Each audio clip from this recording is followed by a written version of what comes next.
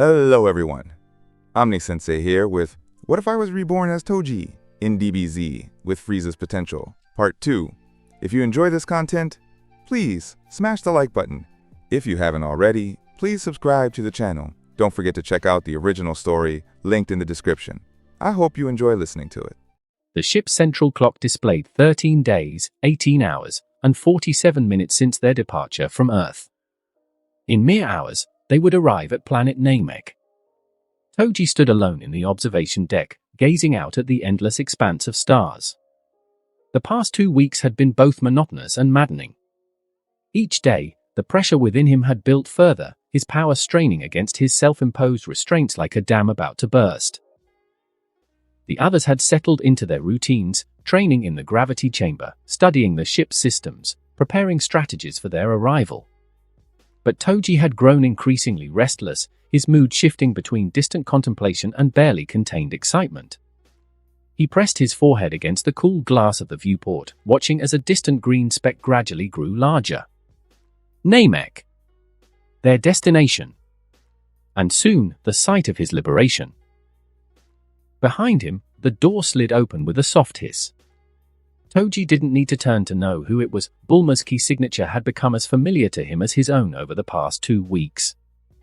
"We're almost there," she said, coming to stand beside him. "Just a couple more hours from now." TOJI nodded, not taking his eyes off the approaching planet. "It's beautiful," he remarked, his eyes good enough to see from this distance.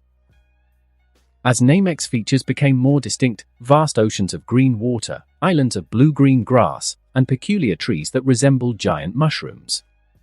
"I can't see it, but I'm sure it is," Bulma stated, her voice tinged with excitement and apprehension in equal measure. "Hard to believe we're going to set foot on an alien world." A comfortable silence fell between them as they both contemplated the journey's end.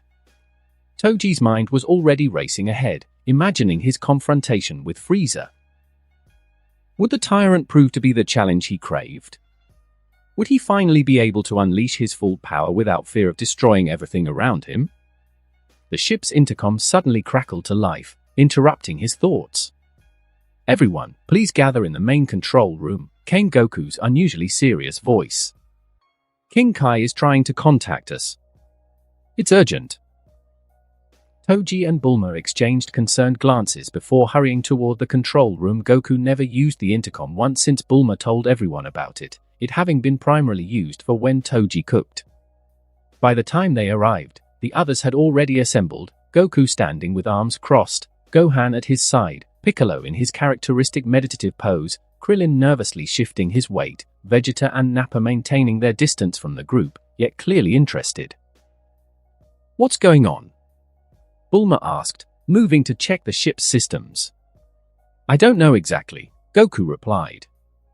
"King Kai just started speaking to me telepathically, saying he needed to talk to all of us right away." As if on cue, a nasally voice echoed through their minds. "Ah, good, you're all together." "King Kai?" TOJI asked, recognizing his voice from their previous interaction. Yes, it's me," King Kai confirmed, his tone unusually frantic. "Listen carefully, you're all in terrible danger. Frieza is arriving at Namek at the same time as you are." A stunned silence fell over the group. "What?" Goku exclaimed. "But I thought we'd have time to prepare."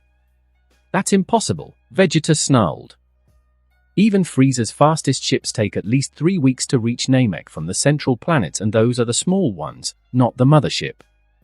TOJI's brow furrowed in confusion. This wasn't right. In the timeline he remembered, Bulma, Krillin, and Gohan had arrived on Namek a bit later than Frieza, but this time even with the 10 days of waiting they had a better ship than before. Something was wrong. Something had changed. "I'm afraid it's very possible," King Kai replied, his voice trembling slightly. "And it's happening right now. You'll both reach the planet within minutes of each other." "Thank you for the warning, King Kai," TOJI said calmly, despite the surprise twisting in his gut. "But why are you so shocked? Couldn't you have seen Frieza's approach with your abilities, the same way you're watching us now?" There was a pause before King Kai responded, his voice dropping to a near whisper. I can't just look whenever I want, at wherever I want in the universe. There are beings that can notice me watching, and Frieza is one of them. If I observe him too long, the tyrant will know. But King Kai, Goku interjected, scratching his head in confusion, you're in the other world. You shouldn't be worried about Frieza going there since he isn't dead, right? That isn't guaranteed.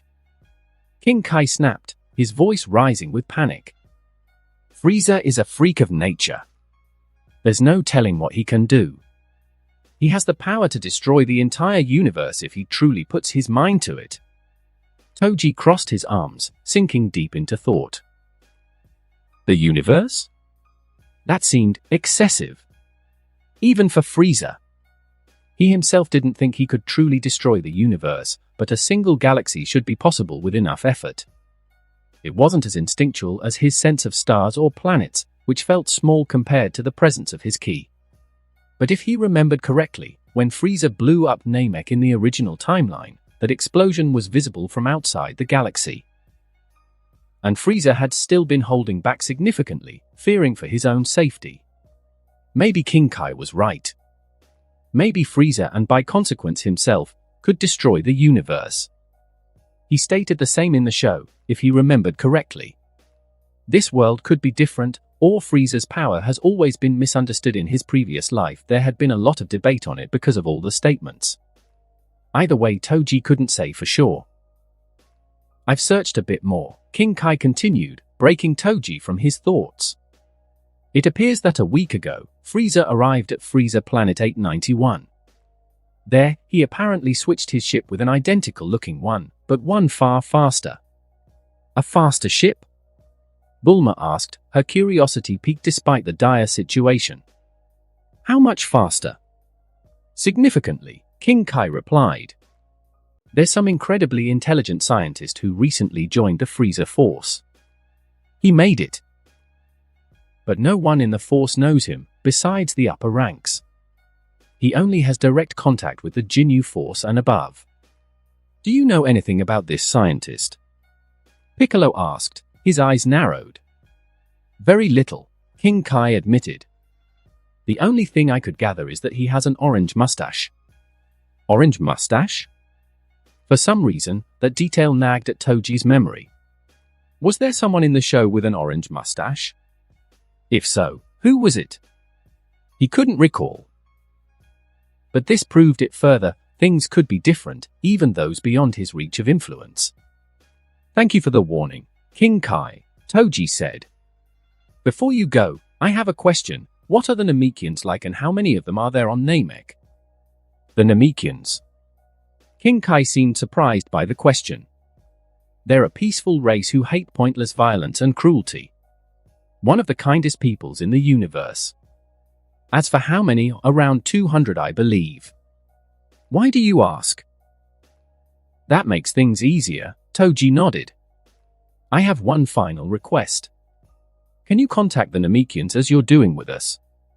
Tell them to collect their Dragon Balls, summon their dragon, and vacate the planet to Capsule Corp on Earth. From our side, we'll contact Capsule Corp and ask for the Namekians to be taken care of until this battle is over. He paused, looking around at the others. Once their Dragon Balls are usable again, they can use them to transport back to Namek. This battle will prove to be dangerous, and I can't be sure there won't be collateral damage with them on the planet. Silence fell as everyone considered Toji's plan. After a long moment, King Kai spoke, I can do that, but it will be up to them whether they listen or not. The Namekians can be stubborn when it comes to their homeland. Thank you, King Kai, Toji said. That's all we can ask. Good luck, King Kai replied, his voice fading. You're going to need it. As the connection broke, Toji turned to Bulma, rubbing the back of his head. Sorry I did this without consulting you, asking your family to accommodate the Namekians on Earth so out of the blue. I initially wanted to arrive on Namek, thinking we'd get there earlier than Frieza, and sort things out then. Bulma waved her hand dismissively. Don't worry about it. It's a good idea, actually. Besides, my dad would love it, meeting aliens who aren't there to conquer the world. She shot pointed looks at Vegeta and Nappa, who both scoffed at her glare. He'll find it fascinating. Thanks, TOJI said with genuine relief. I appreciate it. I'll go contact my dad and tell him about it, Bulma said, moving toward the communications console. You guys should make your final preparations. As the others dispersed, Goku and Gohan heading to the gravity chamber for one last training session, Piccolo to meditate, Krillin to gather the senzu beans, Vegeta and Nappa to their quarters, TOJI remained alone in the center of the living room. He looked down at his fist, watching as it trembled slightly. Cold sweat beaded on his brow as excitement surged through him. He was finally going to fight. To let loose for the first time since his return to life. The pressure that had been building for weeks would soon find release. The thought sent a thrill down his spine that was almost euphoric. Rather than returning to his quarters, TOJI moved to the viewport and leaned against the wall beside it. He decided to just watch the stars and planets pass by for the next couple of hours. It was soothing, in its way. He wasn't in the mood for any show, be it movie, anime, game, or the like. All of them seemed trivial now. None could capture his attention, not with the promise of real battle so close at hand. A broad grin spread across his face as he clenched his hands against his arms, which he'd crossed over his chest. Soon. Very soon. A couple hours later, attention everyone. Bulma's voice came through the ship-wide speaker system. We're beginning our descent to Namek. Please secure yourselves for landing. TOJI straightened from his position by the viewport, where he'd remained for the past 5 hours. The green orb of planet Namek now filled the entire window, its alien landscape becoming clearer with each passing second. He made his way to the control room, where the others had already gathered. Goku and Gohan looked refreshed after their final training session and an apparent showers from their smell of shampoo, while Piccolo maintained his stoic demeanor. Krillin fidgeted nervously, and Vegeta and Nappa stood with arms crossed, their expressions unreadable. Landing procedures initiated, Bulma announced, her fingers dancing across the control panel. Atmospheric entry in 3, 2, 1. The ship shuddered slightly as it pierced Namek's atmosphere, the viewport briefly glowing orange from the friction before clearing to reveal a stunning landscape below.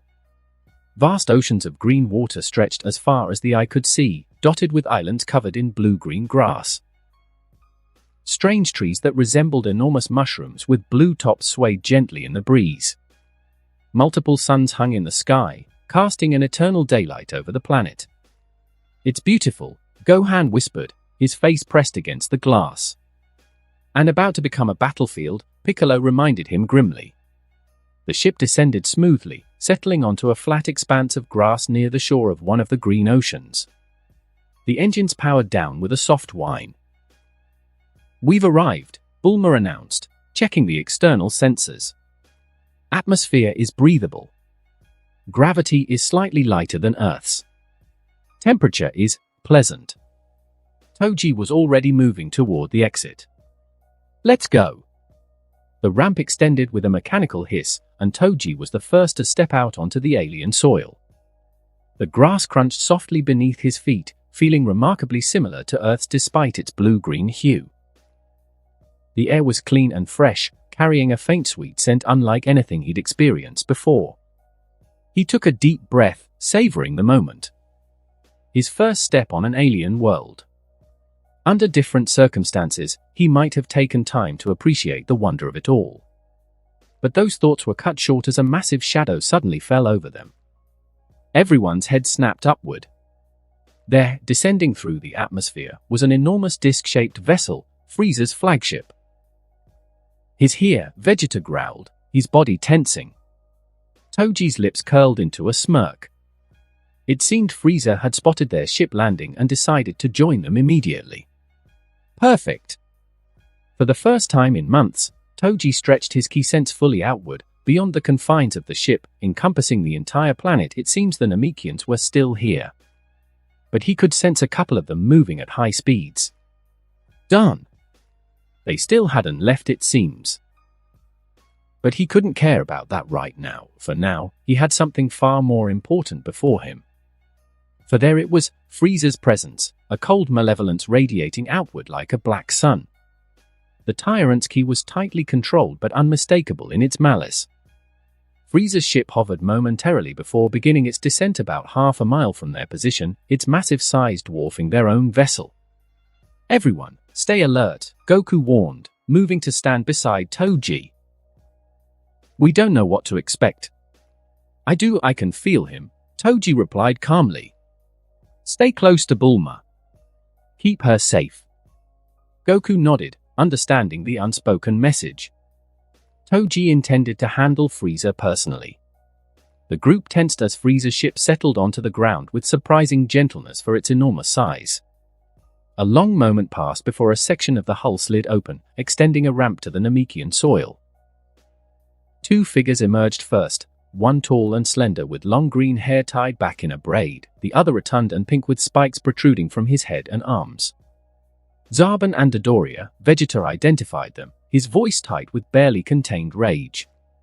Behind them came 5 more figures, each striking a ridiculous pose as they descended the ramp.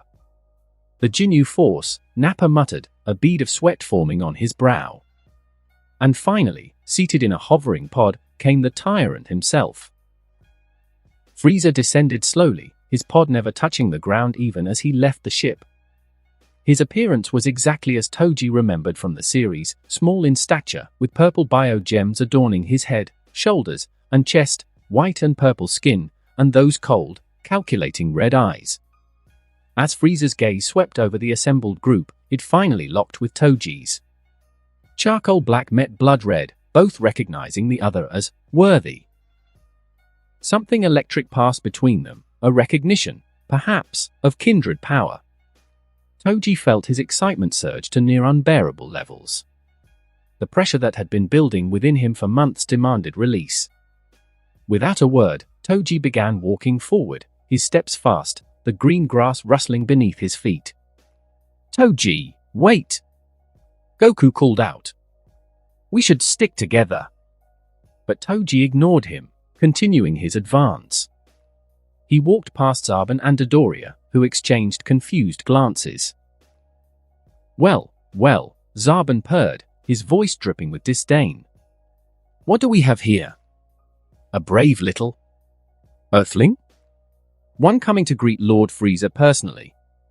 Or perhaps just a fool rushing to his death," Dodoria added with a cruel chuckle.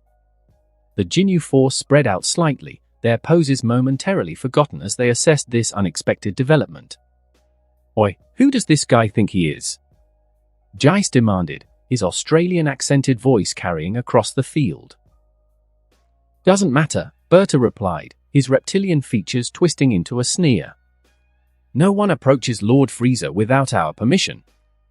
As TOJI continued walking, completely ignoring their taunts, Captain Ginyu stepped forward. "That's far enough, stranger." One more step and TOJI didn't break stride. He didn't even acknowledge they had spoken. Infuriated by the dismissal, Dodoria lunged forward, his fist aimed directly at TOJI's face. "Know your place, worm." In that same instant, Zarbon attacked from the opposite side, while the Ginyu Force remained standing, observing. TOJI didn't alter his pace. He didn't adopt a fighting stance. He simply continued walking, his eyes fixed on Frieza. Just as their attacks were about to connect, TOJI flexed his aura. The effect was instantaneous and devastating. A shockwave of pure ki erupted from his body in all directions. The grass for hundreds of yards flattened as if struck by a hurricane.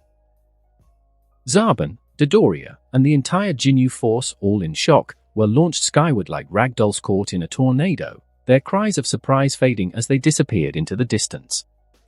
The force of the blast was so powerful that even Goku and the others, standing much further away, had to brace themselves against the wind.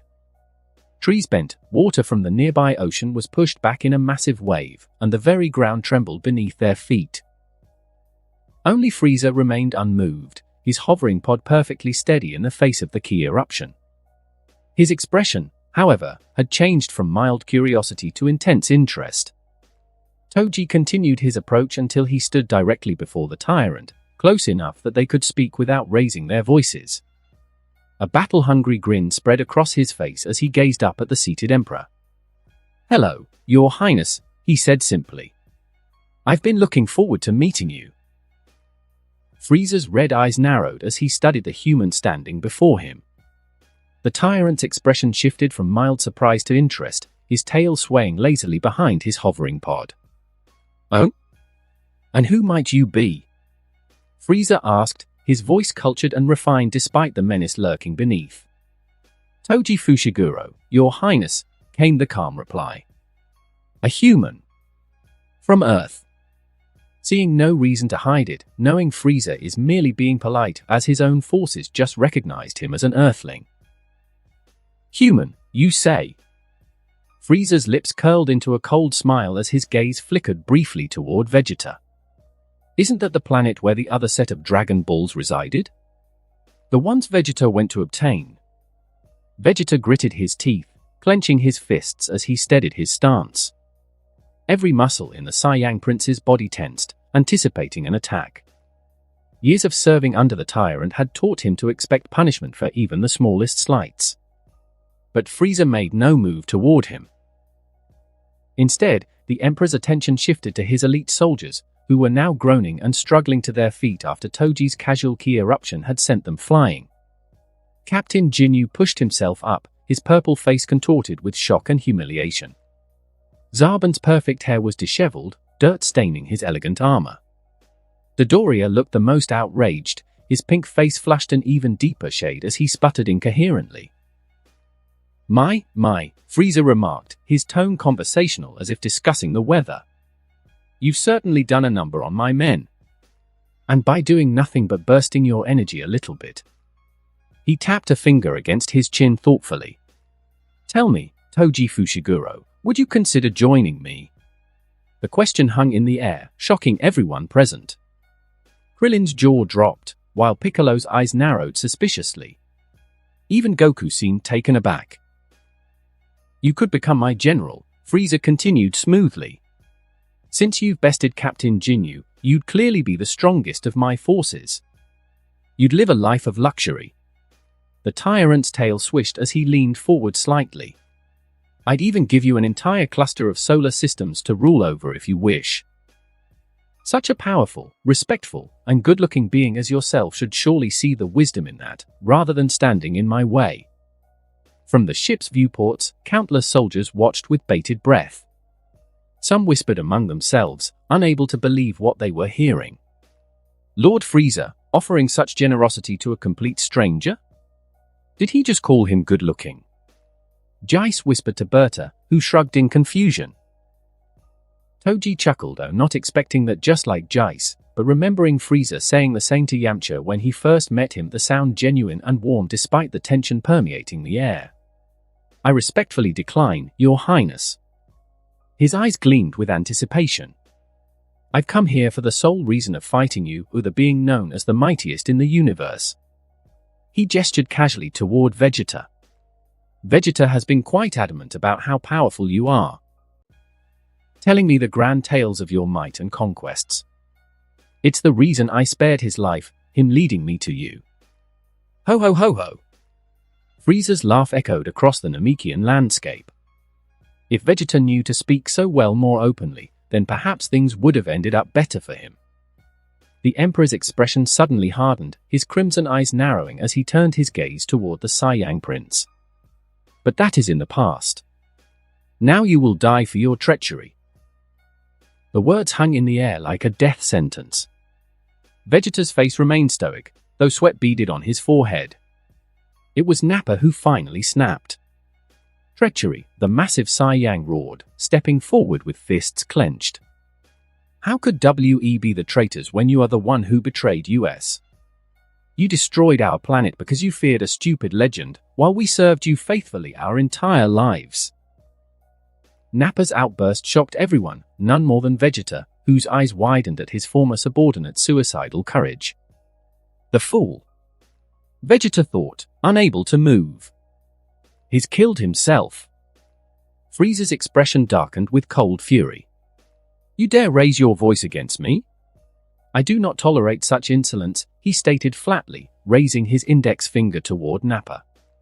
A tiny point of light formed at the tip, growing rapidly intense. Nappa took a step back, suddenly realizing his mistake, but it was too late. The death beam shot forward, aimed directly at the Saiyan's heart. In that instant, TOJI vanished from his position. The beam never reached its target. TOJI reappeared between Nappa and the death beam, his hand moving with casual grace to slap the deadly attack aside. The redirected beam streaked into the distance, where it detonated with a blinding flash, vaporizing an entire island in the green ocean. Apologies, Your Highness, TOJI said, his tone polite but firm. But I prefer you don't touch what is mine. I have quite the use for him. A stunned silence fell over the battlefield. The soldiers watching from Frieza's ship pressed their faces against the viewports, unable to believe what they'd just witnessed. Many had served under Lord Frieza for years and had never seen anyone deflect his death beam so effortlessly. Did you see that? One whispered. I didn't see anything, another replied. It happened too fast. The Jinyu force stood up again, frozen. Even Captain Jinyu, the proud leader of Frieza's elite squad, felt a cold sweat break out across his purple skin. Impossible, he thought. No one moves that fast. No one. Zarbon and Dodoria exchanged alarmed glances. In all their years serving Lord Frieza, they had never seen anyone treat his attacks with such casual disregard besides Lord Cooler. Among the Z fighters, the reaction was equally stunned. Krillin's mouth hung open, while Gohan clutched his father's GI, eyes wide with awe. Piccolo's expression remained stoic, but his mind raced with trying to understand what he just saw and how fast it went. Goku watched with a mixture of amazement and concern. His speed is incredible, he thought. I couldn't even track his movement. And he's still holding back more than even when he showed 1%. Nappa himself had fallen backward onto his behind, breathing heavily as the reality of how close he'd come to death sank in. Had TOJI not intervened, he would be nothing more than ashes scattered across the Namekian soil. Frieza, however, didn't share the general shock. Instead, a slow smile spread across his face, his eyes gleaming with interest rather than anger. My, he chuckled, genuinely amused. Such impressive speed and power. I wonder just how strong you truly are. With deliberate slowness, Frieza activated the red scouter attached to his face. The device immediately began calculating, numbers scrolling rapidly across its display as it measured TOJI's power level. The reading climbed higher and higher, 100,196. 271781, 301,050. Frieza's eyes widened slightly as the numbers continued to rise, 411,082. 501,743, finally, the scouter settled on a reading, 530,000. Exactly equal to my current suppressed state, Frieza realized, genuine surprise flickering across his features. The advanced model scouter had withstood the reading, but it was clear, this human was no ordinary warrior. Well, Frieza said, his voice carrying a new note of respect. It seems I cannot underestimate you after all. You are apparently worthy enough to make me walk the same soil as you. With grace, Frieza leaped from his hovering pod, landing lightly on his feet before TOJI. The height difference between them was immediately apparent, TOJI towering at 6 feet 2 inches while Frieza's first form stood at a mere 5 feet 2 inches. TOJI leaned forward slightly, hands on his hips, looking down at the tyrant with undisguised interest. Frieza, unaccustomed to having to look up at anyone always hovering above them, nevertheless maintained his regal bearing. I shall offer one final time, Frieza stated, his tail swishing behind him. Are you truly sure you wish to challenge me? My offer still stands. It would be a terrible waste to kill someone as talented as yourself. TOJI straightened, cracking his neck to the side with a casual roll of his head. His eyes never left Frieza's, a smile playing at the corners of his mouth. I'm sure, he replied simply. In that moment, Both warriors flared their auras simultaneously, TOJI's pure white light erupting around him like a sun-going supernova, while Frieza's purple energy crackled and pulsed like a nuke waiting to go off. The resulting windstorm forced everyone nearby to brace themselves. Krillin and Gohan would have been blown away entirely if not for Goku anchoring them with his own ki. Piccolo's cape whipped violently in the gale, while Vegeta and the newly recovered Nappa dug their heels into the ground to maintain their positions. The Ginyu Force formed a protective barrier around their pod, while Zarbon and Dodoria took shelter behind a nearby rock formation. Piccolo's muscles tensed as he prepared to charge into the battle. If they were to have any chance against Frieza, they would need to attack together, using their superior numbers to at least stop. King Kai's voice echoed suddenly in the minds of all the Z fighters except TOJI. The telepathic message was urgent, almost panicked. Do not interfere in this fight. You will only get in the way. But King Kai, Goku protested mentally, we are a lot stronger than before, we should help. No. King Kai interrupted. This is a battle between the strongest warriors, the most powerful ones in the universe, the strongest in history, and the strongest of today. Both are natural-born warriors of immense power. Your interference would only complicate matters. King Kai himself was clenching his fist as he gazed at the standoff between the two. He had never thought anyone again would be born with power and talent rivaling the Mad Emperor, but it happened. It truly happened. This is now their only chance at finally being rid of this evil darkness that has stretched itself over the entire universe. This savior from the present awakened his power as soon as the tyrant neared eternal life, as if the universe, fate itself, wished to stop him, might enlighten the future. None of them understand the true depths of Frieza and TOJI's true power. They may be powerful compared to the rest of the universe, but as things stand, they are nothing but dusts trying to go against the currents of a cyclone. They will only be corpses dragged by the mighty winds if they interfere. As King Kai's warning faded, TOJI and Frieza, who had heard nothing of the exchange, exploded into action.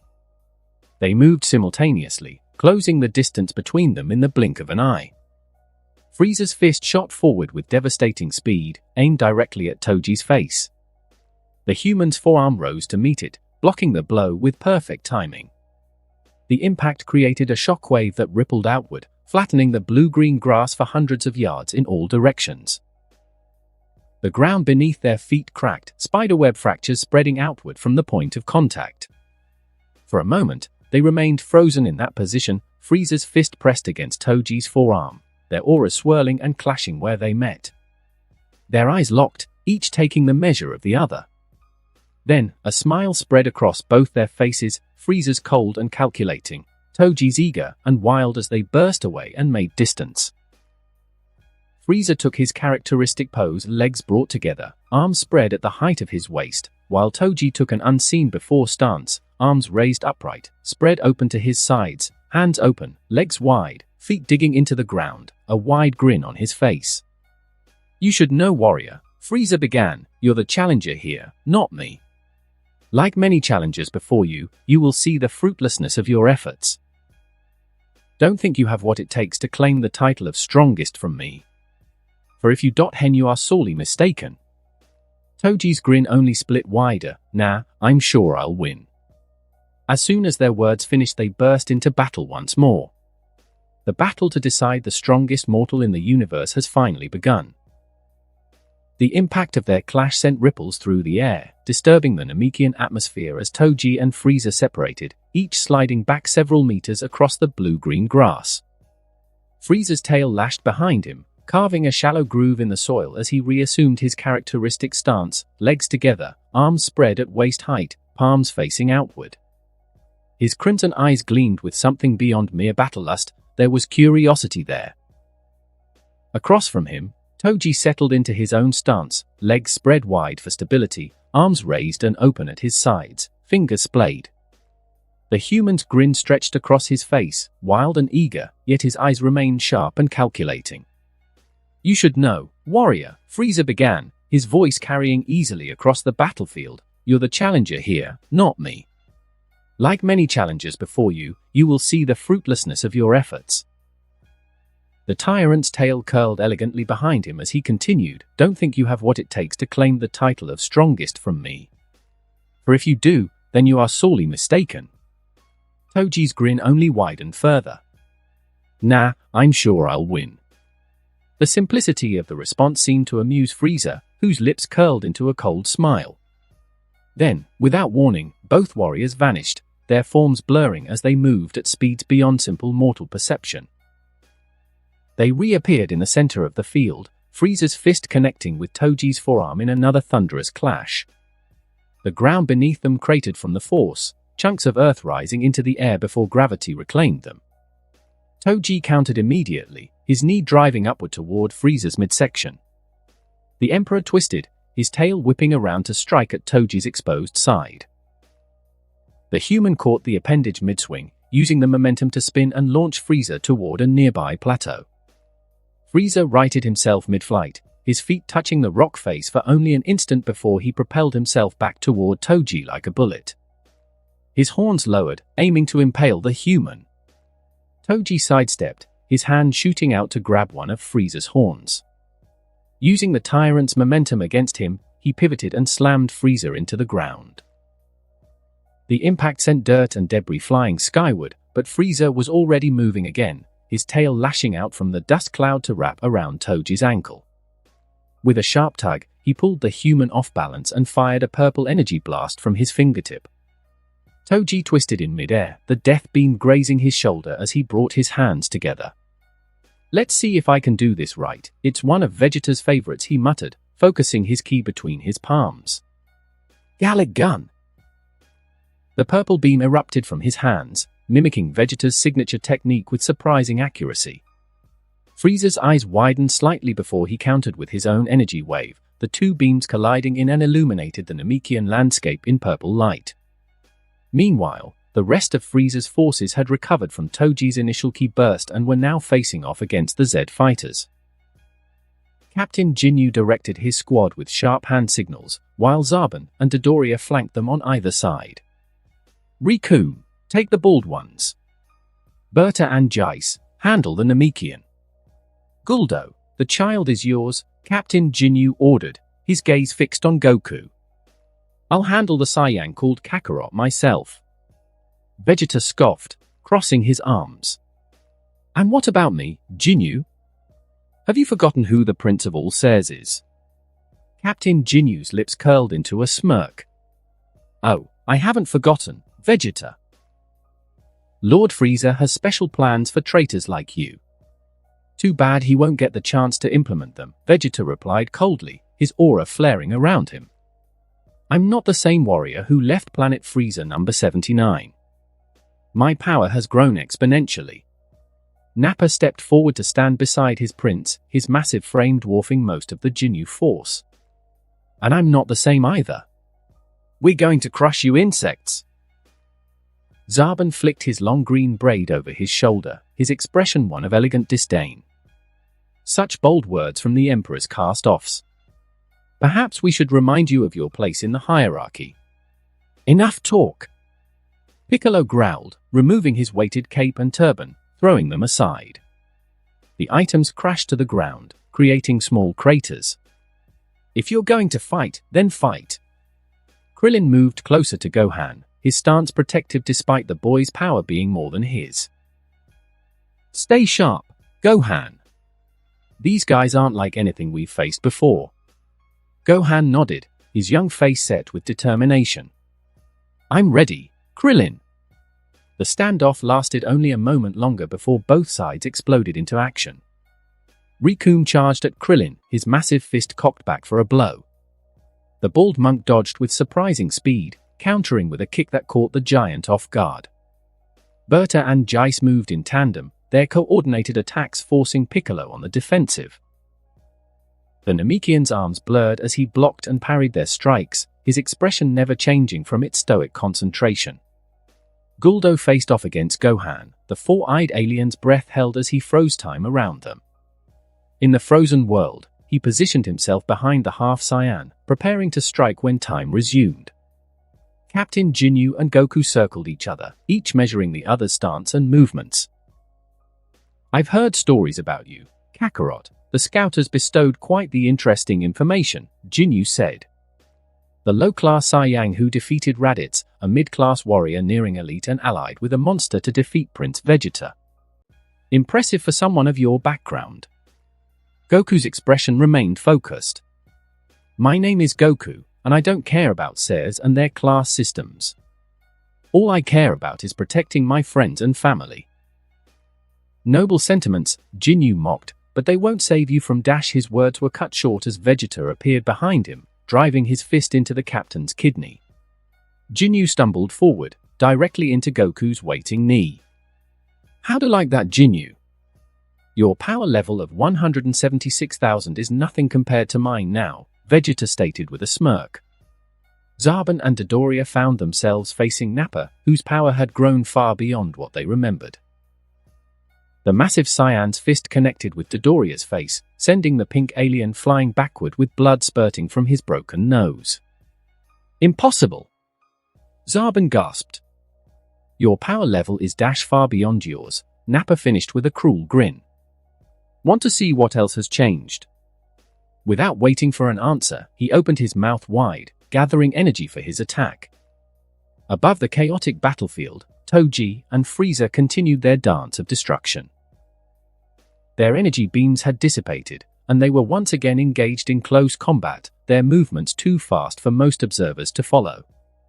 Frieza's tail lashed out like a whip, forcing TOJI to dodge repeatedly as the tyrant pressed his advantage. Not bad for a human, Frieza remarked, his breath still even despite the exertion. Most species would have succumbed by now. TOJI laughed, the sound genuinely joyful despite the intensity of their battle. I'm not most species, he replied, before focusing his ki into his right hand. The energy condensed, elongating and solidifying into a glowing white staff. Frieza's eyes widened with interest. Energy manipulation at that level? Fascinating.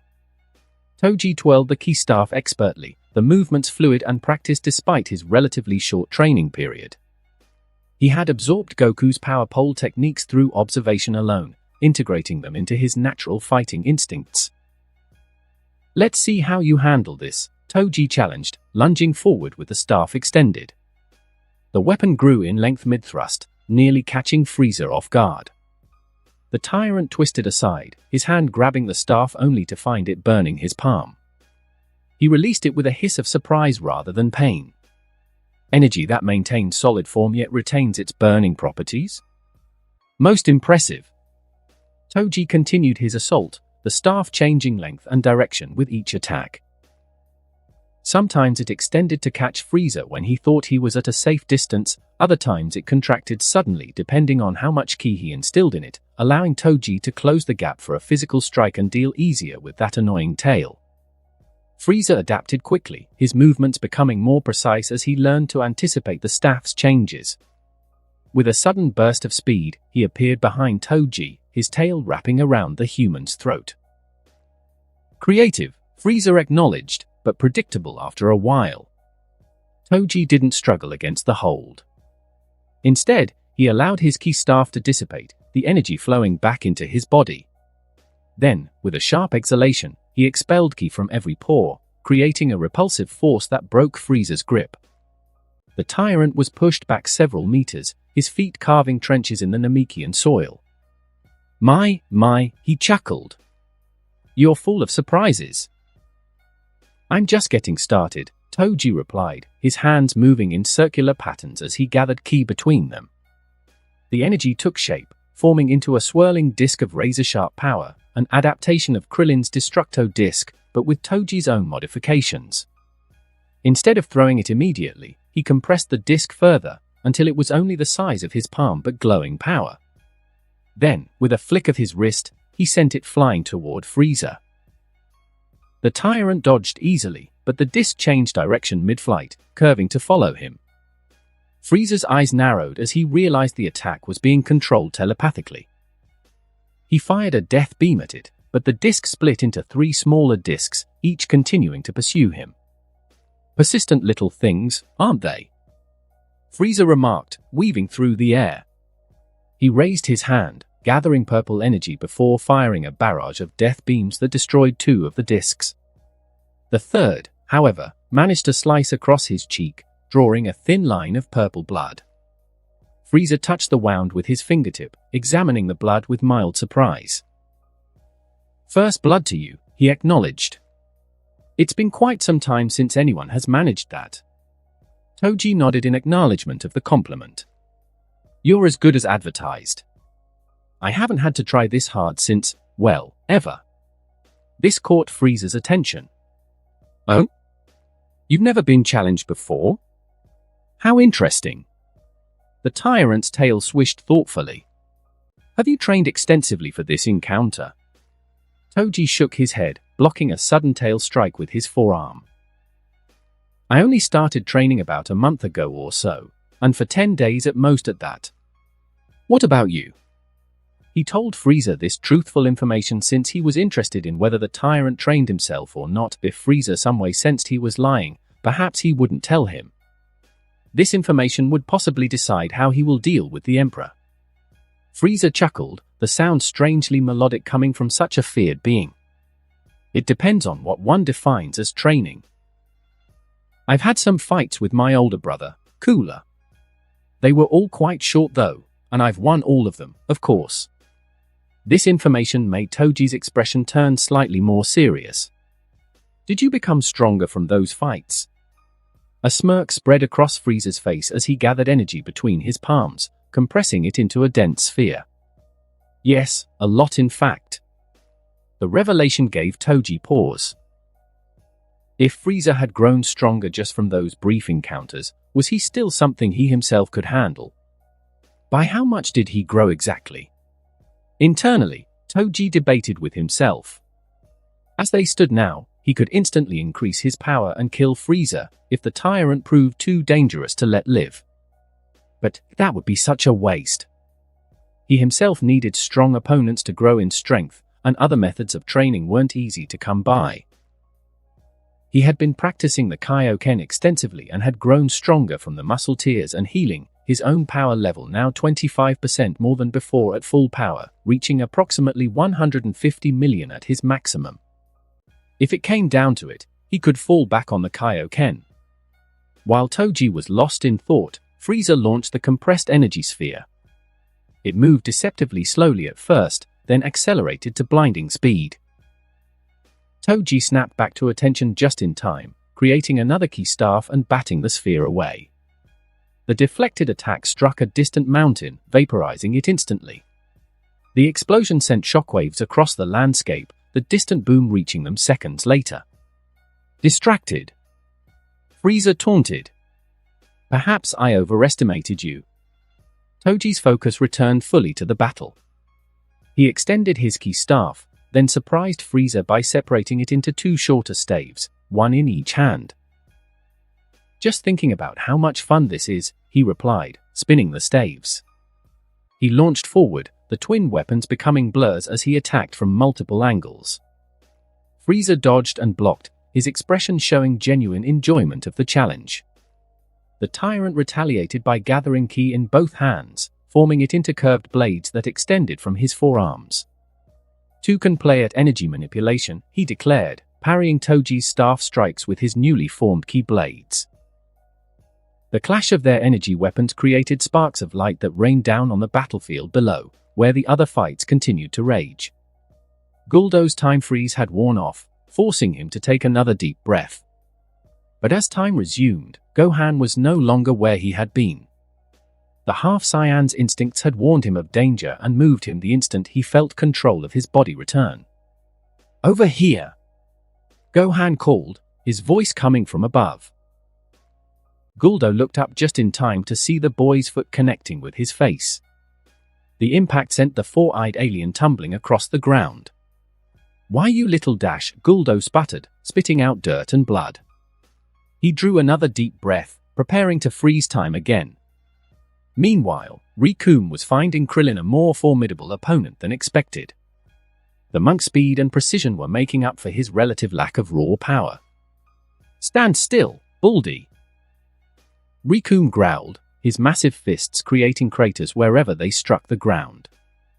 Krillin darted between the giant's legs, delivering a sharp kick to the back of his knee. Not a chance, big guy. Piccolo was handling both Berta and Jeice with remarkable skill. His arms seemed to multiply as he blocked their coordinated attacks, his expression never changing from its stoicness. "He's fast!" Jeice exclaimed, his accent thick with frustration. "Faster than me?" Berta responded incredulously. "Impossible! I'm the fastest in the universe." Piccolo's lips curled into a cold smile. "Oh please," his form blurred as he accelerated, appearing behind Berta to deliver a devastating chop to the back of his neck.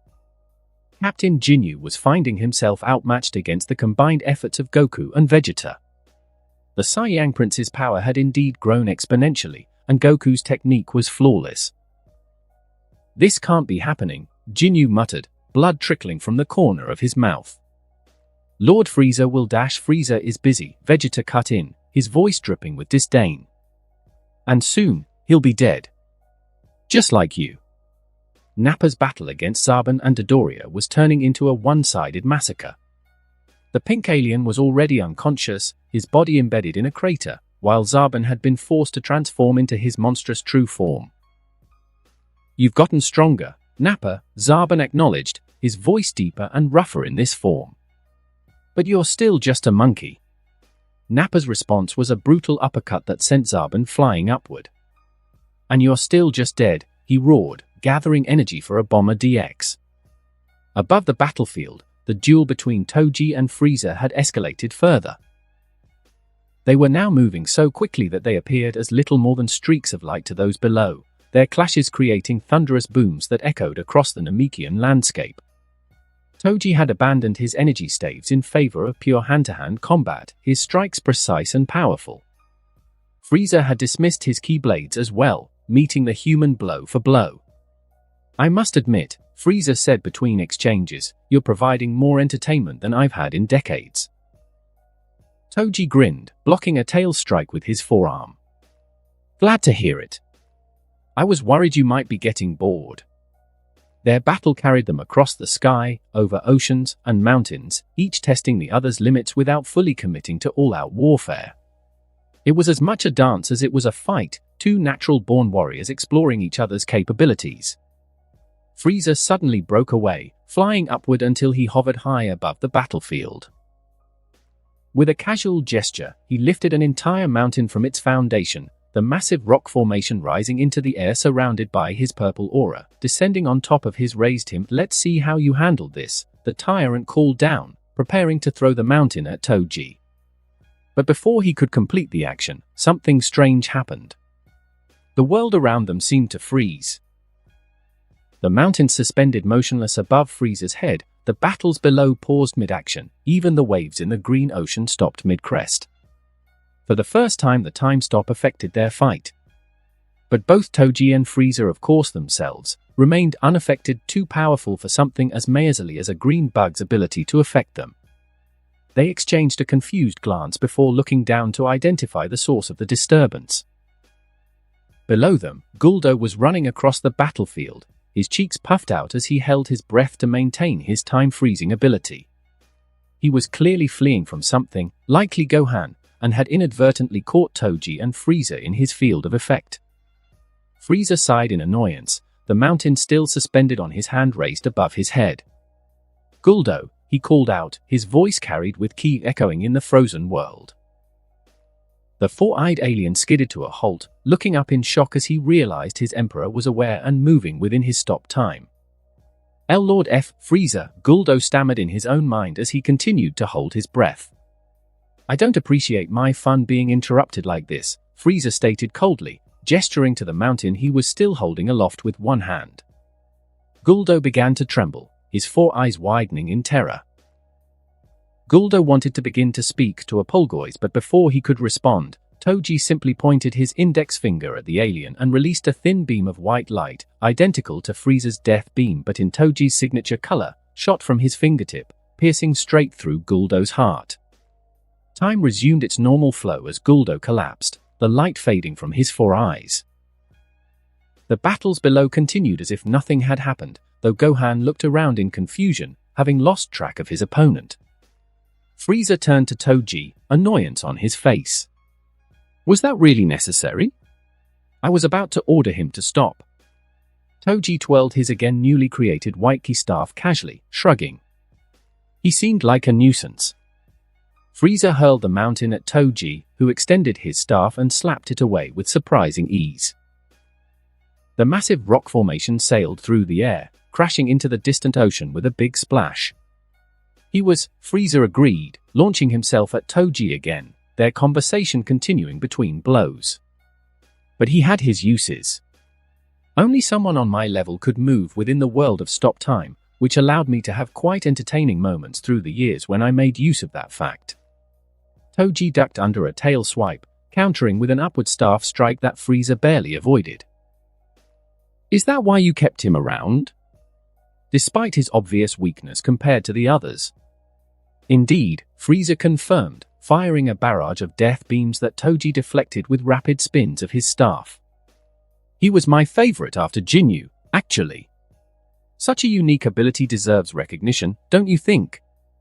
Their battle continued across the sky, neither gaining a clear advantage. TOJI's staff techniques were becoming increasingly sophisticated, the energy construct changing shape and size to adapt to each situation. Frieza's natural combat instincts allowed him to counter effectively, his experience evident in every movement. After another exchange that left them both slightly winded, TOJI dissolved his staff and hovered at a slight distance. I have to ask, are you getting bored with this warm-up? Because I certainly am. The question carried clearly to those fighting below. Piccolo, who had just knocked Berta unconscious, froze mid-motion. Krillin's jaw dropped, while Vegeta's eyes widened in disbelief. Warm up? Krillin whispered, his voice faint with shock. That was a warm-up to them. Even Captain Jinyu, bleeding and battered from his fight with Goku and Vegeta, looked up in astonishment. The power these two were displaying casually was beyond anything he had ever witnessed, including Frieza's demonstrations of strength. No one had the privilege to truly see Lord Frieza and Lord Cooler ever fight. Frieza's characteristic laugh echoed across the battlefield. Ho ho ho! Yes, I believe it is time we both got serious. TOJI crossed his arms over his chest, his expression becoming more focused. I'll wait for you to power up. I can sense that your way of holding back is quite different, more like it's completely locked than held back. The tyrant inclined his head slightly, acknowledging the observation. You are correct. I thank you for your patience. Indeed, I've created many suppressed forms to contain my immense power. Frieza began to descend toward a small island, preparing for his transformation. But before he could begin, TOJI called out, "Wait!" The Emperor paused, looking up with a raised eyebrow. Yes? Before you transform, TOJI continued, I wish to show you some more of my power. I want you to understand, I'm not in the mood to wait for you to go from one lock to another. I want you to unlock all your power. Frieza's lips curled into an intrigued smile. Is that so? Activate your scouter and see, TOJI suggested. I think you'll find it informative. Curious, Frieza retrieved, with key telekinesis. Another scouter from a compartment in his hover pod, which he had protected throughout the battle. He attached it to his face, the red lens gleaming as it activated. Very well. Show me. TOJI uncrossed his arms, spreading them slightly as he clenched his fists. Taking a deep breath and releasing it slowly, he began to raise his power level. The scouter's numbers immediately began to climb, 613,457. 759,051, 986,040. The ground below them began to tremble as TOJI's power continued to rise. When he crossed the 1 million threshold, he let out a roar that echoed across the planet. The oceans churned, trees bent in the ki-generated wind, and clouds swirled above them in response to his rising energy. 1,568,111, 1,809,565. 2,090,014. The scouters' numbers continued to climb until they reached 2,300,000, and then the device fizzled and exploded, unable to handle the reading against Frieza's face. TOJI ceased his power-up, his white aura settling into a steady glow around his body. The environmental disturbances gradually calmed, though the landscape showed clear signs of the energy that had just been released. Frieza stared at him for a long moment, then began to clap slowly. "Marvelous," he declared, genuine appreciation in his voice. "Truly marvelous. I have clearly underestimated you, TOJI Fushiguro." The tyrant removed the broken scouter from his face, dropping it carelessly into the ocean below. "I won't make that mistake again. You've earned the right to witness my true form immediately." Frieza descended onto the small island, his feet touching the blue-green grass. "Watch closely," he instructed, his voice carrying a hint of pride. "Few have ever seen this transformation and lived to tell about it." The Emperor's body began to glow with blinding white light. His form seemed to contract, then expand, his features shifting and changing as his power level skyrocketed. The entire battlefield was illuminated, everyone still standing in awe at what they were seeing, by the transformation, forcing everyone to shield their eyes. When the light finally faded, Frieza stood in his final form, sleeker, a bit taller, with smooth white skin and purple bio-gems. His horns were gone, replaced by an elongated skull. His tail, now thinner but more agile, swished behind him. He assumed his characteristic pose, arms wide, height of his waist, hands open, legs together, head slightly tilted downward, a cold smile playing on his lips. "Is this satisfactory?" Frieza asked, his new form radiating power that seemed to distort the very atmosphere around him. The transformation had left everyone on the battlefield frozen in shock. Even the Jinyu Force, Frieza's elite warriors, stared open-mouthed at their master's true form. None of them had ever witnessed it before. Lord Frieza's final form, Captain Jinyu whispered, his bruised face contorted with awe despite the beating he'd taken from Goku and Vegeta. Zarbon, who was awake, who had prided himself on being among Frieza's closest confidants, looked equally stunned. "All these years, and I never knew how beautiful he was." The Z fighters weren't faring much better. Piccolo's normally stoic expression had given way to wide-eyed disbelief, while Krillin had fallen to his knees, trembling at the overwhelming pressure of Frieza's ki. "Dad," Gohan whispered, clutching his father's GI, his power, it's... "I know, son," Goku replied, his voice uncharacteristically serious. "It's unlike anything I've ever felt before. It surpasses even TOJI's current power." Goku thought grimly as he looked up at TOJI in the sky. "Now is the time, TOJI. You'll need your true power to be able to handle this guy." Vegeta alone maintained some semblance of composure, though sweat poured down his face as he stared at the being he'd served under for so many years. "So this is your true form, Frieza," he muttered through gritted teeth. The monster behind the mask. Above them all, TOJI observed Frieza's transformation with intense interest. Rather than fear, his expression showed only excitement. He began to clap his hands slowly, the sound carrying clearly across the silent battlefield. "Magnificent," TOJI declared, his voice rich with genuine appreciation. "Truly magnificent. Your power is exquisite. I can't wait to savor this." Frieza's lips curled into a cold smile as he chuckled softly. "I find myself much the same, TOJI Fushiguro. It's been oh so many decades since anyone has pushed me to reveal this form. I shall enjoy our dance." They locked eyes. TOJI hovering in the air, looking down at Frieza who stood on the small island below, the tyrant's gaze tilted upward. For a moment, neither moved, the tension between them building like electricity before a lightning strike. Then, simultaneously, they vanished. The shockwave from their first clash in this new phase of battle flattened the island Frieza had been standing on. They reappeared briefly, TOJI's fist against Frieza's forearm, before disappearing again, moving faster than most eyes could track. Across the sky, flashes of white and purple light marked their collisions, each impact sending ripples through the air that could be felt miles away. Mountains trembled, oceans churned, and the very planet seemed to shudder under the force of their exchange. "Can anyone see them?" Krillin asked, straining his eyes toward the sky.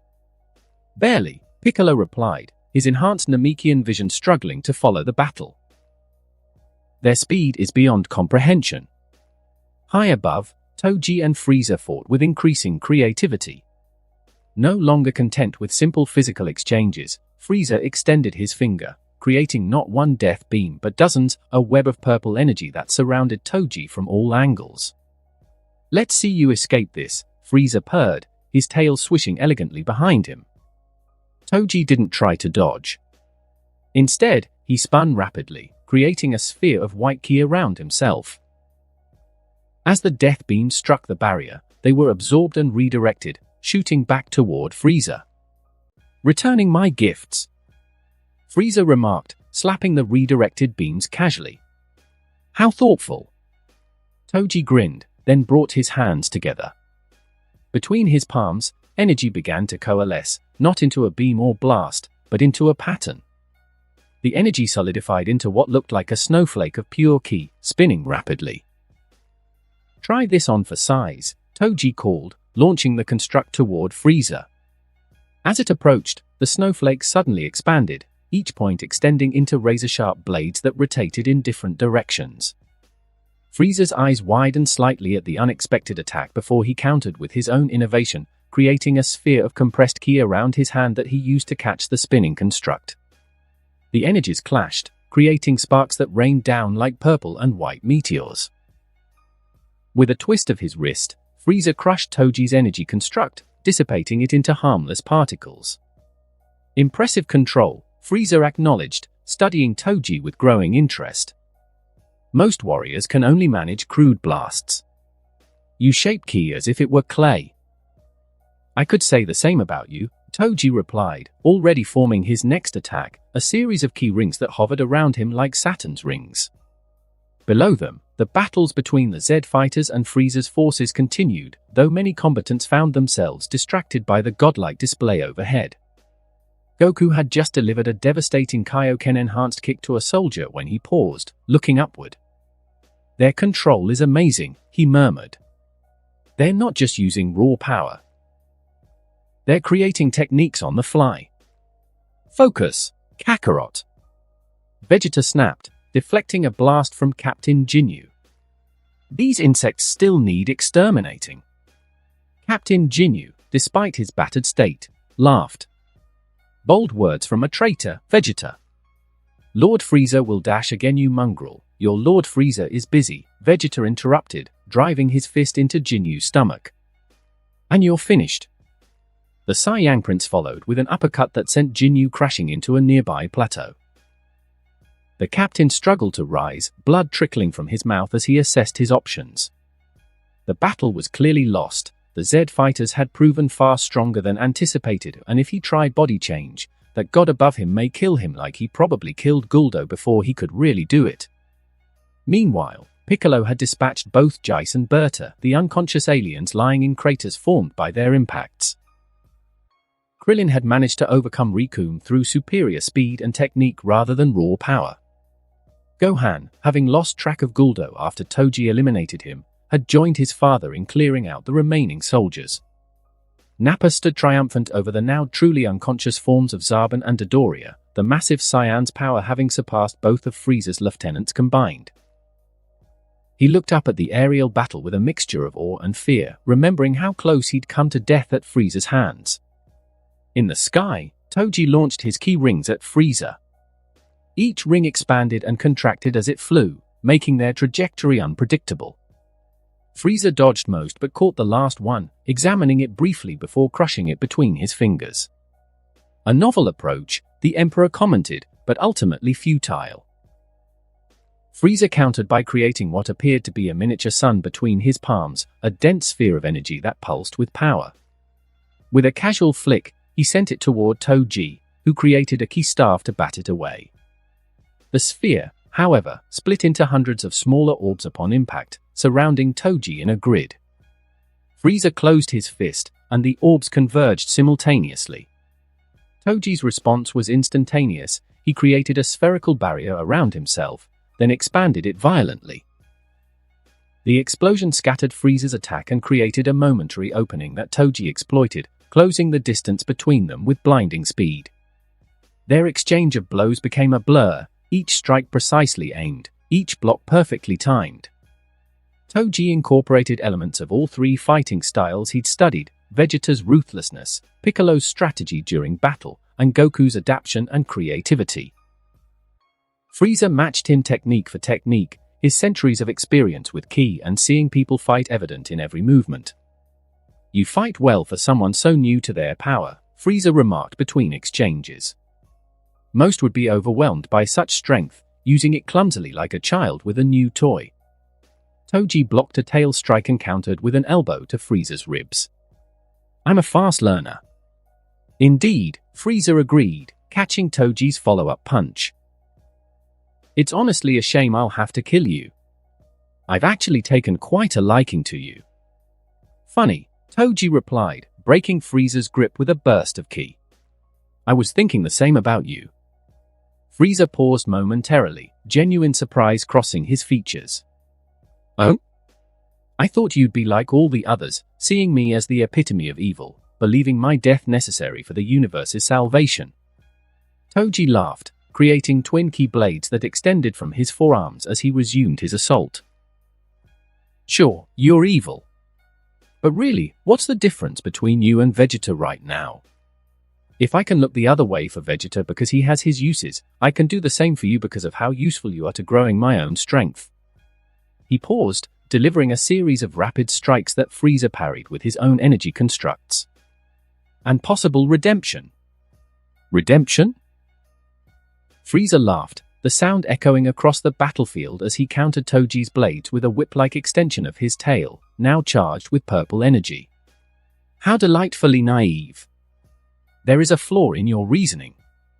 Even if Vegeta can be redeemed, it is only because he is the way he is because of how I've treated him all these years.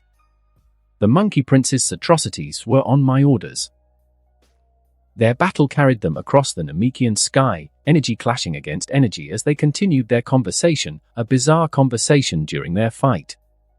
"And you think Vegeta and Nappa would be any different if you weren't there to lord over them?" TOJI asked, deflecting Frieza's energy whip with one blade while attacking with the other. "From what I've heard from them and others, the Saiyans were a ruthless species, deserving of their fate." On the ground, Vegeta clenched his fists at TOJI's words, his pride wounded by the truth in them. Nappa, however, couldn't contain his reaction. "At least I wouldn't be ungrateful and be the one killing my own soldiers out of fear for some legend." Nappa shouted up at them, interrupting his own battle. TOJI blocked another of Frieza's attacks, glancing down at Nappa. "Fair point," he acknowledged. "You wouldn't do that, Nappa, but Vegeta would." He turned back to Frieza.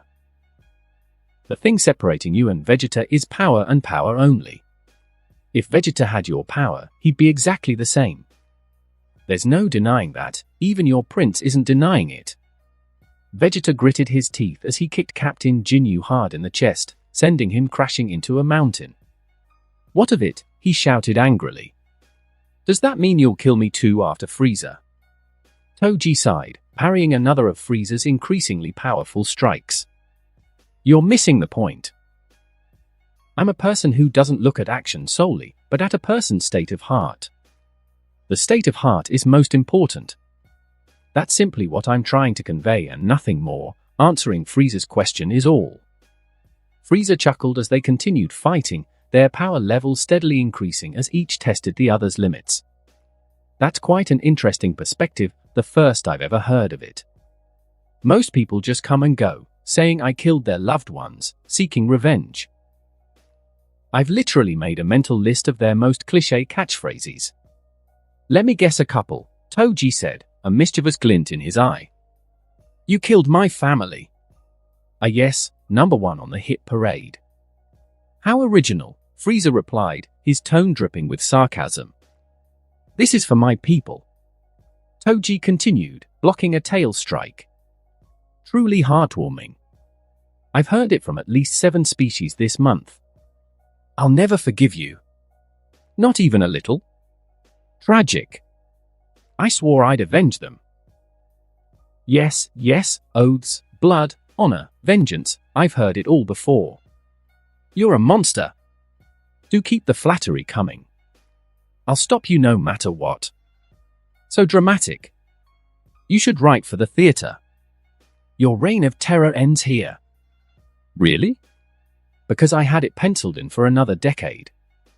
I've trained my whole life for this moment. And yet, here you are, still quite disappointing. Justice will be served. Ah, the justice speech. That one never gets old, unfortunately. You're going to pay for what you've done. Dear, I don't carry currency. Could you take a check? Their banter continued as they fought, both warriors increasing their power with each exchange. Below, the Z fighters watched in disbelief, not just at the display of power but at the bizarre banter happening between the two. Gohan, who had gone to help his father fight against Frieza's remaining soldiers, looked up in confusion. Dad, he muttered, is TOJI bonding with Frieza? Goku chuckled, knocking out another soldier with a well-placed chop. TOJI's humor is quite dark, but I kinda have the same view. Otherwise, I'd want Nappa, Vegeta, and even Piccolo dead too. All of them are changing. If Frieza changes too, then it would be awesome, right? It wouldn't be awesome. Vegeta yelled, his face contorted with rage. I won't stand here and let that monster just keep on living with no consequence.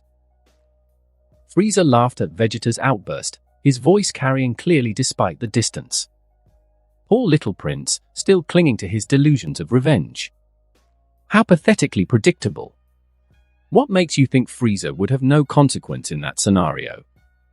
TOJI called down to Vegeta, deflecting another of Frieza's energy attacks. I never said that. Frieza paused, his interest piqued. Oh? And what would be the consequence I would face in such a scenario? TOJI grinned menacingly, his expression suddenly predatory. I'm the type who, when I dish out reformatory punishment, believes in an eye for an eye, tooth for a tooth, life for a life. Just as you enslaved others, I'll enslave you, as I have now enslaved both Vegeta and Nappa. A stunned silence fell over the battlefield. Vegeta and Nappa looked horrified, not just at being called slaves, they'll get angry at that later, but at the audacity of TOJI's statement to Frieza. The Ginyu Force and remaining soldiers froze, waiting for their master's inevitable explosion of rage. Frieza's expression darkened momentarily, a vein visibly pulsing at his temple. Then, unexpectedly, he burst into his characteristic laugh. Ho ho ho ho! Very well then, let's make a bet. The tyrant's tail swished behind him as he continued, if I win this fight, TOJI Fushiguro will become my slave and general. But if you win, I'll be the one who becomes the slave, and I'll even bestow upon you my empire. His voice suddenly rose to a shout, the vein on his forehead bulging. But make no mistake, once I have you under me, I'll work you until the flesh strips off your bones for that comment just now. TOJI laughed in response, not intimidated in the slightest. As they continued fighting, he suddenly sensed it. Frieza had just increased his power level dramatically, reaching what appeared to be his maximum in this fourth form, 120 million. TOJI's eyes widened momentarily, so he can use his full power without that bulky form that got in his way. I have a bad feeling about this. Don't get ahead of yourself, TOJI replied, increasing his own power to surpass Frieza's, reaching his current maximum of 150 million. A savage grin spread across his face. I haven't agreed to spare your life. I'll take your empire over your dead corpse if I want to. Their battle intensified further, the landscape below them transforming even more than before under the force of their clash. Entire islands vanished beneath the waves, mountains crumbled to dust, and the green oceans churned with massive tidal forces. Frieza created a series of energy discs, similar to Krillin's Destructo disc but purple and far more deadly, and launched them at TOJI in rapid succession. Unlike regular energy blasts, these couldn't be deflected or blocked. TOJI responded by creating a complex pattern of ki in the air, a three-dimensional maze that the discs had to navigate. As they sliced through his construct, their paths became predictable, allowing TOJI to dodge them. "I know I've said this before, but your control is truly remarkable," Frieza acknowledged, already forming his next attack. Most opponents would have been diced by now. "Your reputation for talent is well-deserved too," TOJI replied, genuinely impressed by Frieza's technique. "I'm learning a lot from this fight." Frieza smiled coldly. "I'm glad my execution methods are educational." Their exchange continued, each warrior pushing the other to new heights of innovation. Frieza created what looked like a miniature galaxy between his palms, a swirling vortex of energy that he launched toward TOJI. As it approached, it expanded rapidly, threatening to engulf him completely. TOJI countered by creating a key construct resembling a black hole, a dense point of energy that began to absorb Frieza's attack. The two techniques struggled against each other, creating a spectacular light show that illuminated the entire region. Suddenly, the sky darkened. Far in the distance, a massive figure emerged from a brilliant flash of light. Enormous, serpentine with insane amount of muscles, with glowing red eyes. "The dragon," Piccolo whispered, recognizing the Namekian eternal dragon. Frieza's eyes widened in shock and rage. Having read the legends but never seen the dragon himself, he immediately understood what was happening. "The Dragon Balls," he snarled, his composure cracking for the first time. "My wish." Without another word, Frieza abandoned their battle and streaked toward the distant dragon, his aura blazing around him. "Where do you think you're going?" TOJI called, vanishing and reappearing directly in Frieza's path. "We're not finished here. Get out of my way." Frieza snarled, his refined demeanor giving way to naked fury. He unleashed a barrage of ki blasts, not aiming to hit TOJI but to distract him long enough to slip past. TOJI blocked each blast effortlessly, his superior power allowing him to toy with Frieza now that he'd unleashed his full strength. Every time Frieza tried to change direction, TOJI was there, blocking his path with an amused expression. "You're not getting those wishes, Your Highness," TOJI taunted, deflecting another desperate attack. Frieza's expression shifted from rage to calculation. After a moment, he sighed deeply, his composure returning. "I haven't wanted to do this," he said, his voice suddenly calm. "I was saving it for the next time my damn older brother showed his smug mug, but desperate situations require desperate measures." To everyone's shock, Frieza's body began to glow once more, another transformation beginning. Unlike his previous changes, this one happened with startling speed, his form shifting and changing in a blinding flash of light. When the glow faded, the being before them was completely different. Instead of the sleek, masculine form of Frieza's fourth state, there stood a woman, beautiful, with flowing white hair, piercing purple eyes, and a humanoid figure still adorned with Frieza's characteristic bio-armor. TOJI's jaw dropped in shock. "Why, you're a woman?" Frieza chuckled, her voice melodious yet retaining that familiar cruel edge. "That's always everyone's reaction," she said, speeding past TOJI with her now faster speed. "It's why I like hiding it." For a moment, TOJI remained frozen in place, processing this unexpected development. Then his senses registered something that sent a chill down his spine. Frieza's power level in this form had increased dramatically. She was now stronger than him. With a burst of speed, TOJI launched himself after her, determined to prevent her from reaching Porunga before it was too late. The race was on. TOJI stared in shock as Frieza streaked ahead, her white hair flowing behind her like a banner as she raced toward the distant dragon. The transformation had caught him completely off guard, not just the gender revelation, but the massive power increase that accompanied it.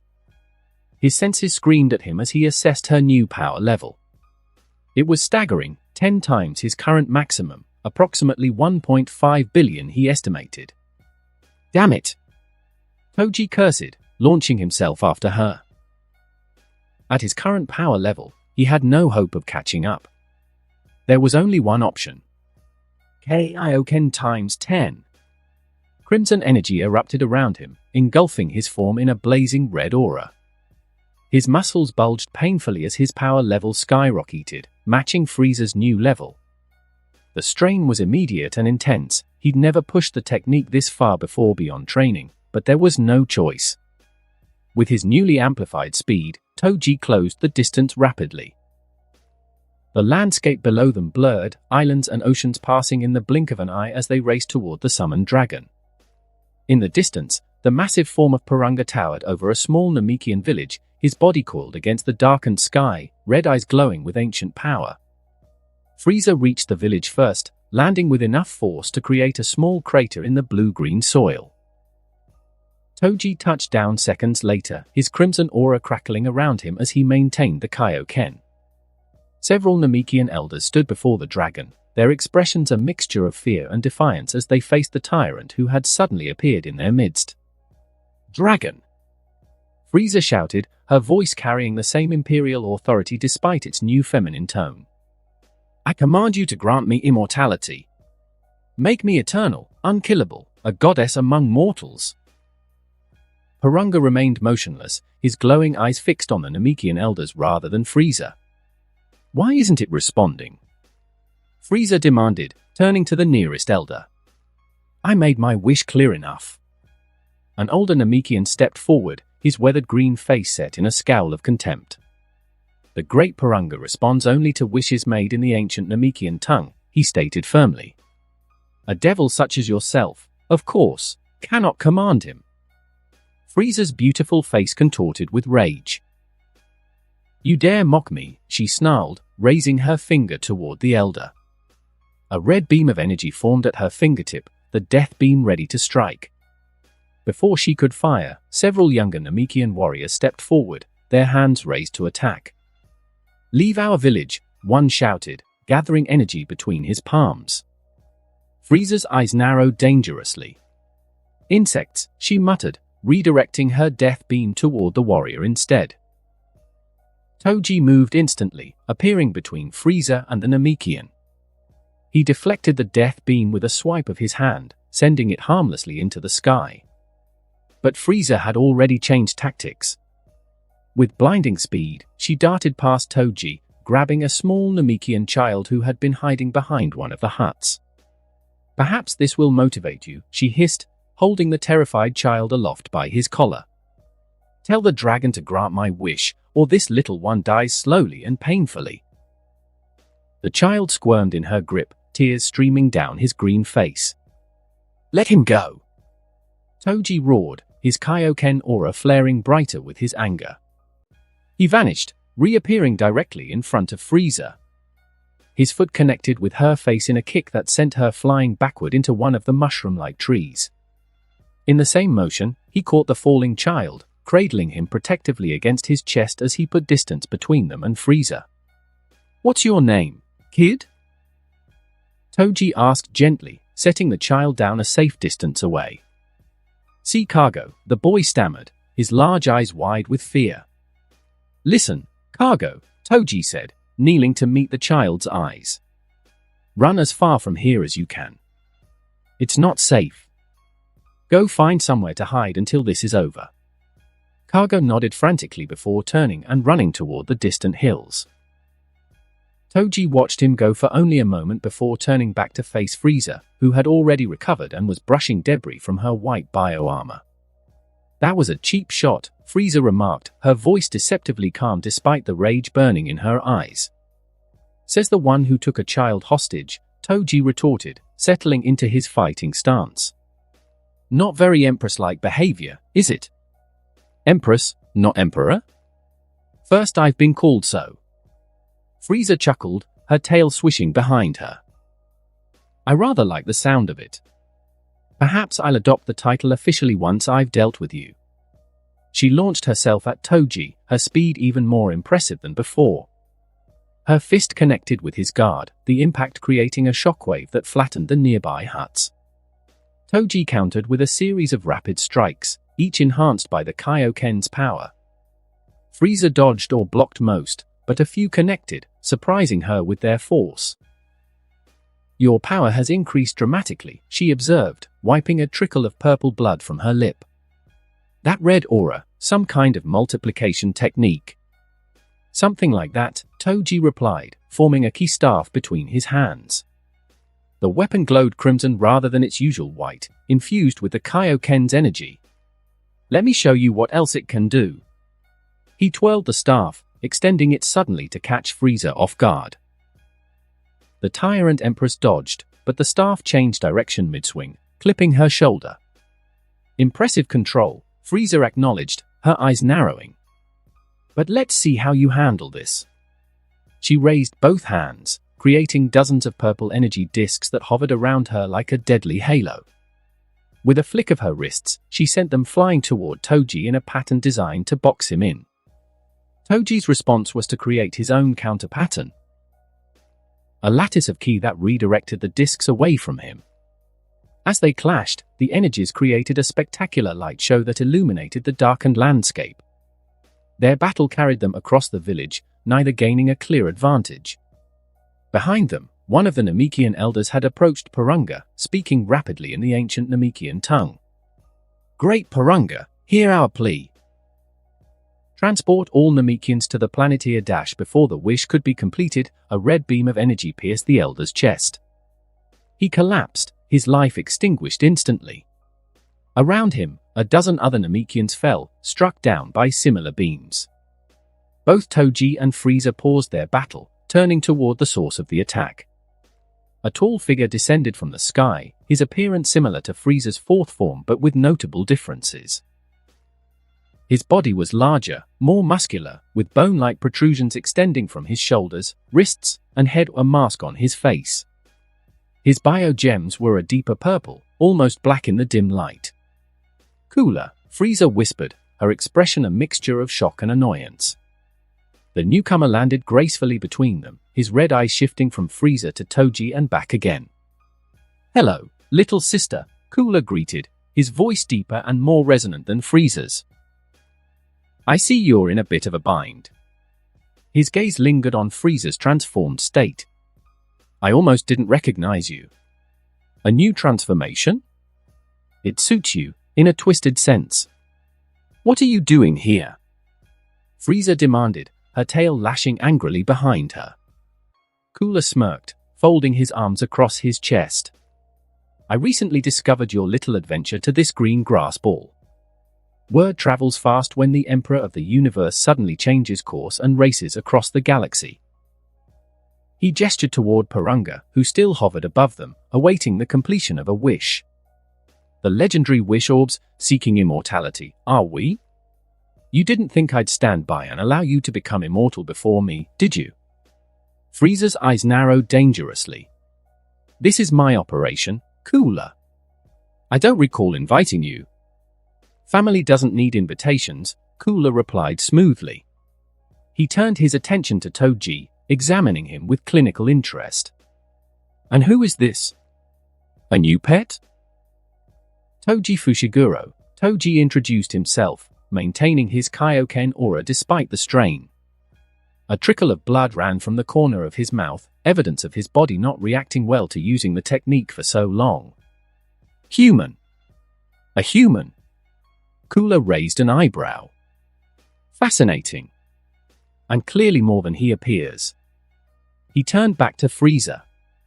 "I'll lend you a hand this time, sister. We can deal with our issues later. For now, we need to defeat this warrior before the dragon disappears." Cooler floated to position himself beside Frieza, facing TOJI. "It is my duty as the older brother to protect my little sister from bad men wanting to hurt her," he added mockingly. TOJI's mind raced as he assessed the situation. Blood continued trickling from his mouth, and the strain of maintaining the Kaioken at such a high level was beginning to take its toll. Now he faced not one but two incredibly powerful opponents. Cooler's power level matched or slightly exceeded Frieza's, meaning he was dealing with two enemies each 10 times stronger than his base maximum.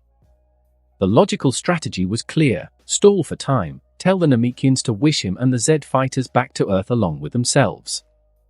Once there, he could use the hyperbolic time chamber, train with Vegeta and Goku, use their Zenkai boosts to accelerate his own growth.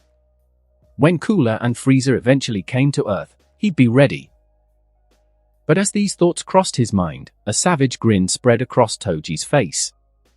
"But that's how losers think," he muttered to himself. Instead of retreating, TOJI flared his crimson aura higher, the Kaioken's power surging through his body despite the pain. "Are you two done talking?" he called out, his voice carrying across the battlefield. "If you're going to team up against me, at least make it interesting."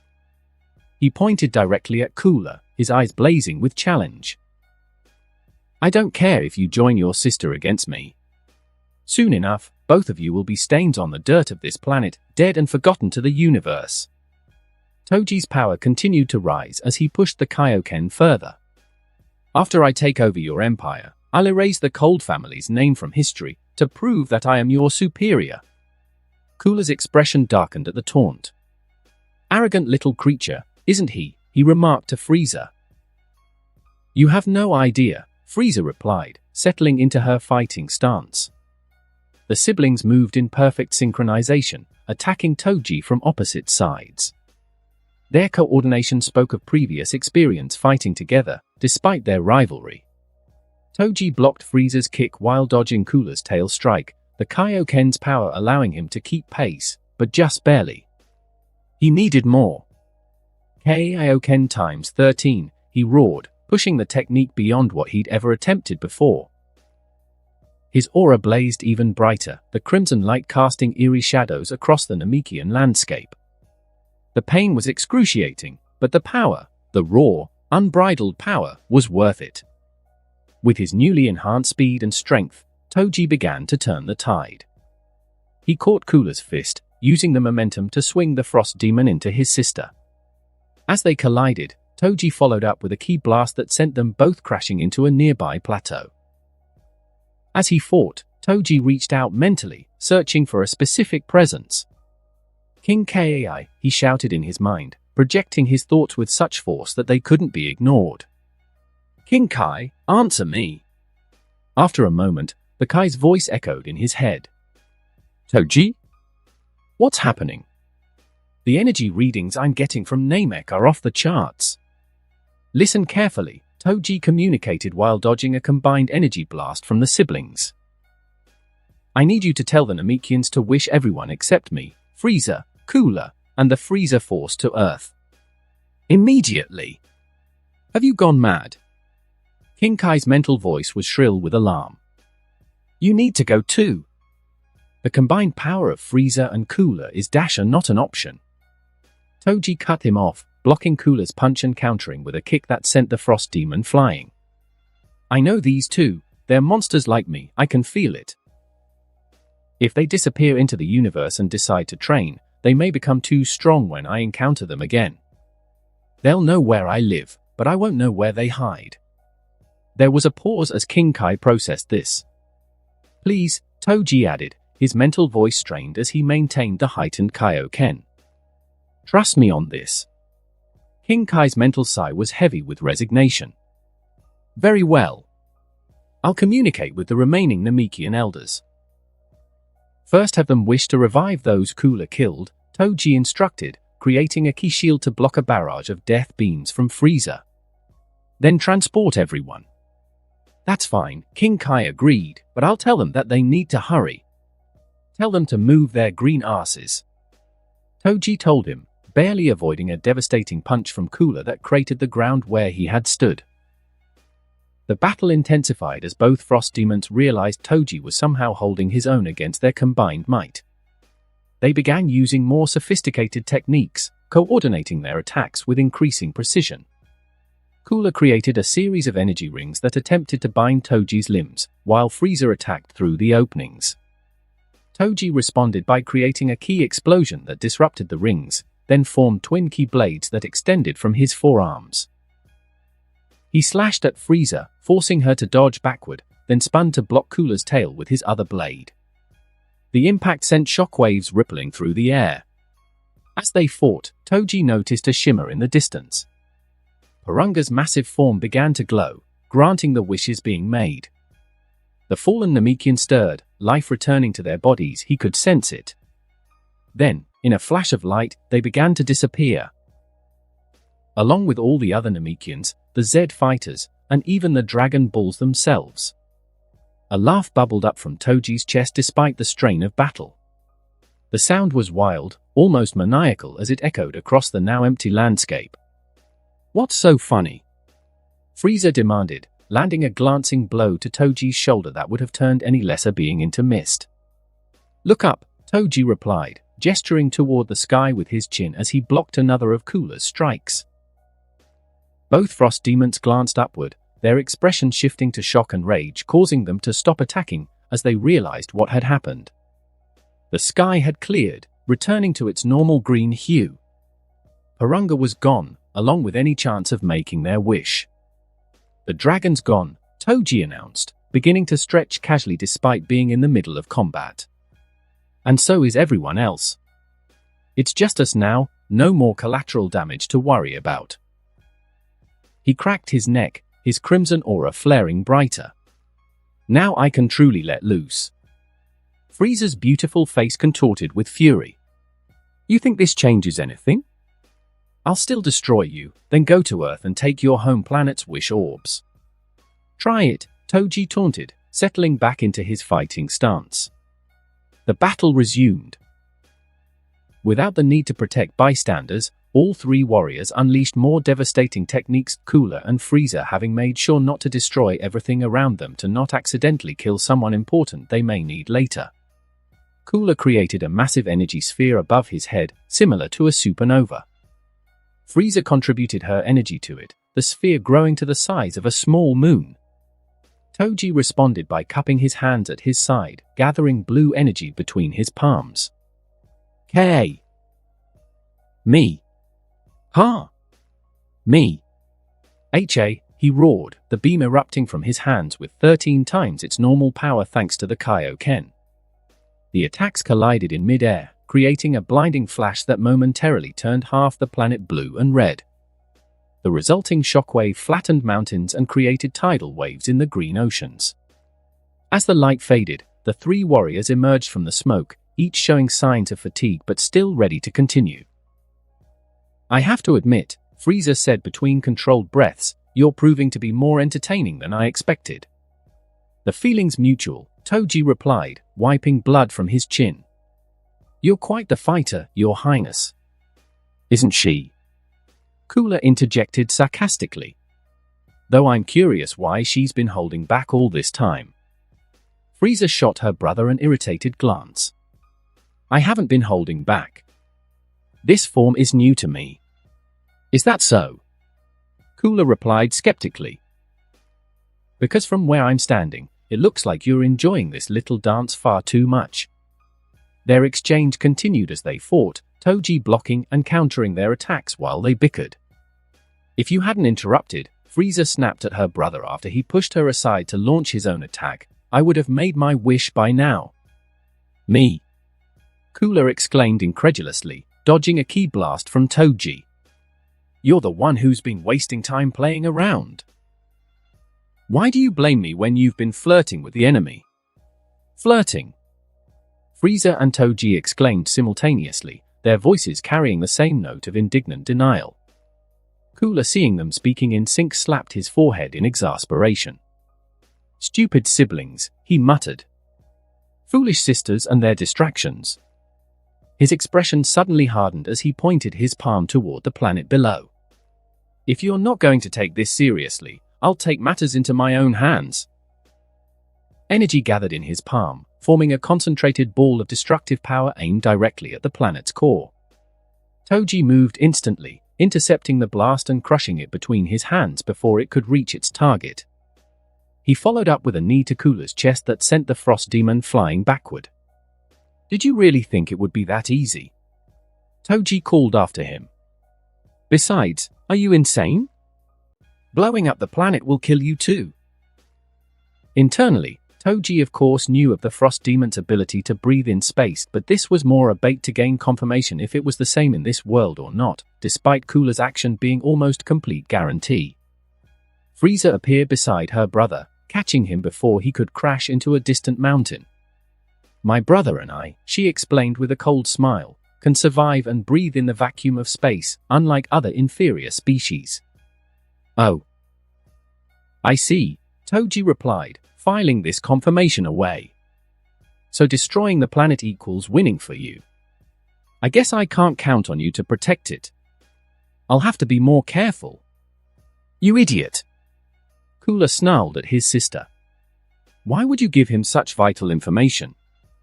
Frieza shrugged elegantly. I don't want you to destroy the planet either.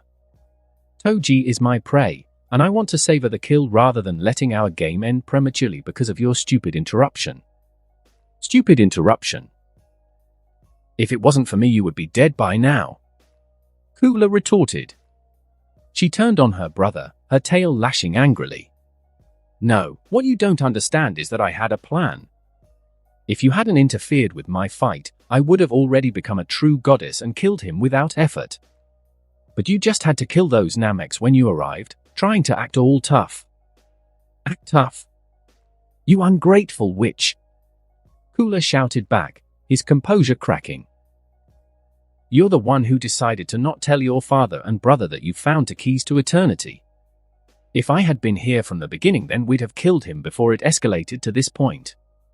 You and your desire for entertainment have always been why I should have been made the ruler of the Empire. But you just had to always be Daddy's little princess and beg him for the position, causing him to take pity on you and not grant it to me when it should have been my birthright as the eldest. Your birthright? Who was it that was born stronger? Who was it that made you lick your wounds and lower yourself into training to catch up to me? Frieza roared in retort. TOJI hovered a short distance away, hands on his hips as he watched the siblings bicker. He sighed heavily, shaking his head at their antics. The constant strain of maintaining the Kaioken at 13 times its normal power was taking its toll, but he couldn't afford to drop it even for a moment. Unknown to the three combatants, far away on the planet's surface, Captain Jinyu had survived his earlier defeat. Battered and bleeding, he had regained consciousness in time to witness the incredible battle taking place above. He heard the words about destroying the planet to win the fight against the monster who had humiliated Lord Frieza. In that moment, Jinyu made his decision. For Lord Frieza, he whispered, placing his hand against the ground. He gathered every ounce of remaining energy in his broken body, channeling it downward in a concentrated blast aimed at the planet's core. TOJI sensed the sudden surge of ki too late. His head snapped toward the source just as Jinyu's blast penetrated deep into the planet. The ground began to rumble, fissures opening across the surface as Namek's core destabilized.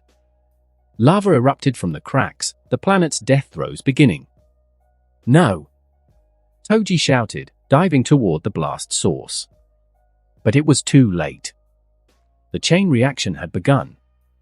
Namek was dying. As TOJI, Frieza, and Cooler gazed at the ground below them, an immense light broke through, engulfing the three of them, as Namek exploded in brilliant fireworks. TOJI couldn't see.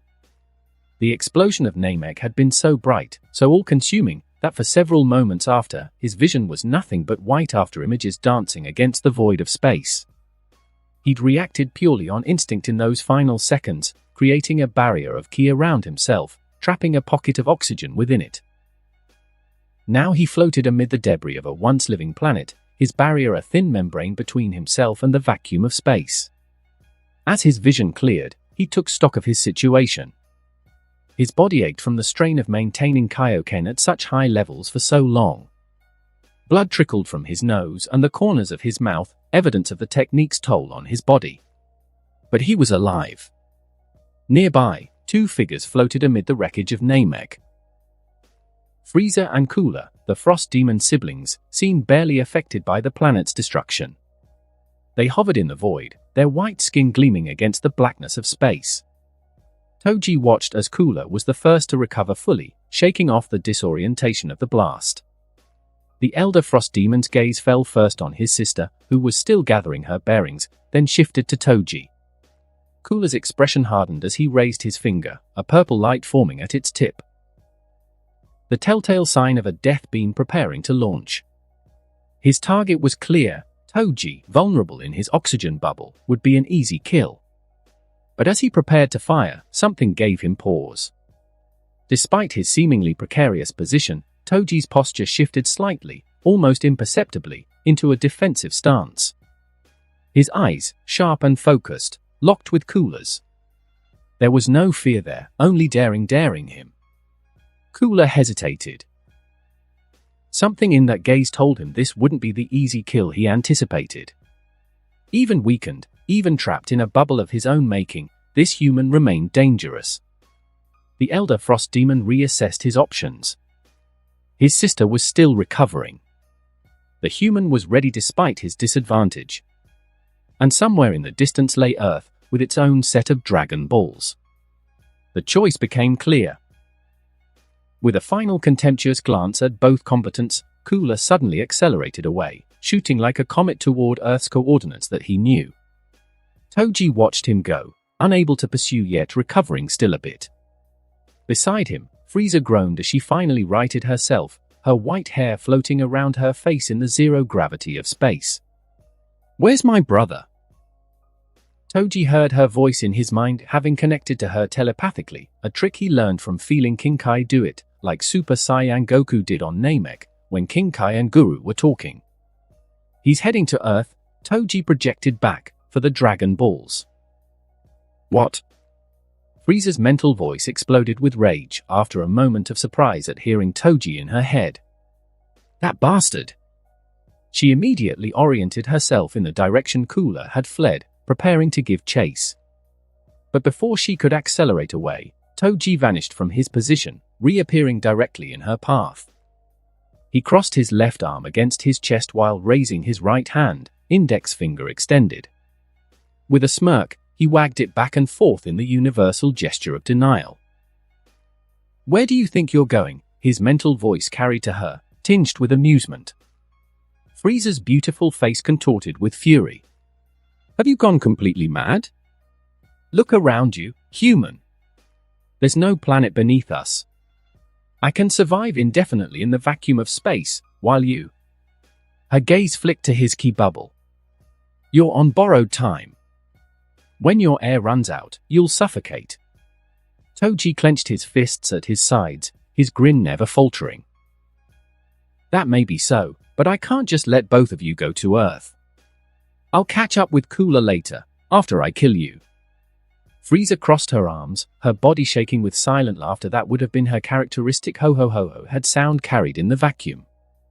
"You truly believe you can kill me in what, a few minutes," she projected, her mental voice dripping with condescension. "And then somehow find a habitable planet to recover on before you suffocate? You're living in a delusion." "We'll just have to find out," TOJI responded, his crimson aura flaring to life as he reactivated the Kaioken at 10 times his base power. TOJI's left eye shut for a moment at the pain, but he didn't let it stop him, not letting his grin falter. He launched himself at her, fist cocked back for a blow. Frieza met his charge head-on, her own fist connecting with his. The collision created a ki shockwave that rippled through the debris field around them, scattering fragments of what had once been planet Namek. Their battle resumed with renewed intensity, but TOJI immediately noticed the disadvantage he faced. Without solid ground beneath him, many of his combat techniques were less effective. In space, there was nothing to push against, no leverage to be gained. Every movement had to be powered entirely by ki. Frieza, on the other hand, seemed perfectly at home in the void. Her movements were fluid and precise, as if she'd trained for this environment specifically. Her tail, no longer hindered by gravity, became an even more effective weapon, whipping around with deadly speed. "I was born in space, human," she taunted as she dodged another of his attacks. "This is my domain." TOJI created a ki staff, using it to parry a tail strike aimed at his throat. He spun the weapon, extending its length to catch Frieza off guard, but she simply twisted away from the attack with graceful ease. "You're slowing down already," she observed, launching a barrage of death beams that forced him to expend precious energy deflecting them. "Running out of air." She was right. TOJI could feel his oxygen supply diminishing with each passing moment. The ki bubble around him was maintaining its integrity, but the air within was growing stale. His lungs burned with the effort of extracting what little oxygen remained. The little he was able to absorb into his bubble from the remnants surrounding where Namek was, were also depleting, it having been what gave him confidence previously. His vision began to blur slightly at the edges, the first warning sign of hypoxia. TOJI knew he needed to end this quickly, but Frieza was deliberately drawing out the fight, conserving her energy while he depleted his. He abandoned subtlety and charged directly at her, unleashing a flurry of punches and kicks. Frieza blocked most, but a few connected, sending her tumbling through the void. Before she could recover, TOJI followed up with a Kamehameha wave, the blue energy illuminating the darkness of space. Frieza deflected the beam with her hand, but the effort cost her. TOJI pressed his advantage, closing the distance between them once more. They exchanged blows at close range, each strike powerful enough to shatter mountains had they been on a planet's surface. But as the minutes passed, TOJI's movements became increasingly sluggish. His reaction slowed, his strikes lost power. The oxygen within his bubble was nearly depleted, and his vision began to tunnel. Frieza noticed the change immediately. With a cruel smile, she increased the tempo of her attacks, forcing him to expend even more energy defending himself. A kick to his ribs sent him spinning through space, his control momentarily lost. Before he could recover, she was on him again, her fist connecting with his jaw. The impact nearly disrupted his concentration enough to collapse his ki bubble, which would have meant instant death in the vacuum. "You fought well," Frieza's mental voice reached him, almost gentle in its mockery. "But all things must end." With a final desperate effort, TOJI attempted to counter, but his body betrayed him. His muscles, starved of oxygen, refused to respond with their usual speed. Frieza easily sidestepped his attack and caught his wrist in an iron grip. The ki bubble around him flickered and failed, the last of his oxygen escaping into the void. Frieza's finger rose to his forehead, a red glow forming at its tip. Such a shame, her mental voice carried a note of genuine regret beneath the triumph. "Our game has to end. It seems no matter how talented and powerful you are, you simply cannot overcome your natural limitations." As the death beam illuminated his face, TOJI stared death in the face. His lungs screamed for air. His vision darkened at the edges. One thought consumed him: I need to breathe. If only I could breathe, if only I breathe, I could win. In that desperate moment, his gaze fell on Frieza's chest, rising and falling in a steady, rhythmic pattern. The realization hit him like a thunderbolt. She's breathing. It's not that she doesn't need to breathe, she's creating her own oxygen. His eyes moved to her lips, and a begrudging smirk formed on his face despite his fading consciousness.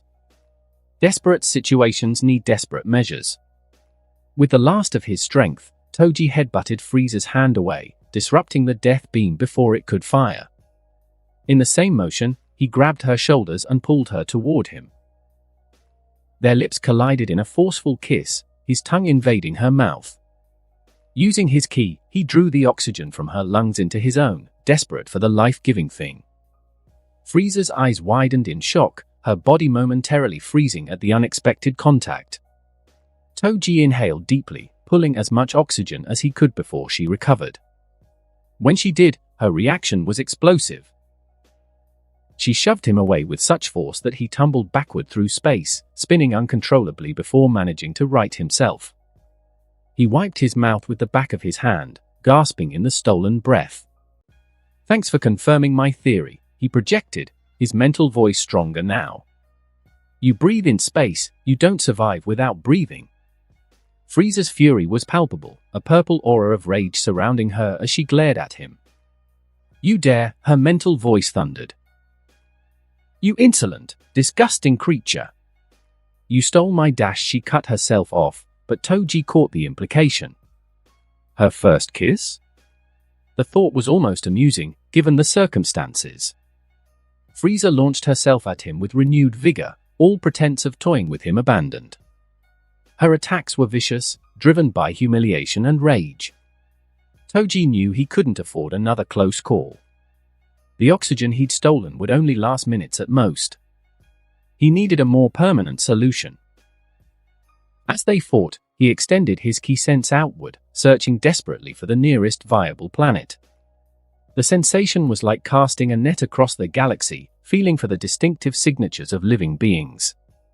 There, a cluster of life forces, not too distant. A planet that must have atmosphere, must have breathable air. It had to. It was his only chance. His final gamble. TOJI began directing their battle in that direction, sometimes retreating to draw Frieza after him, sometimes landing blows that sent her flying the way he wanted to go.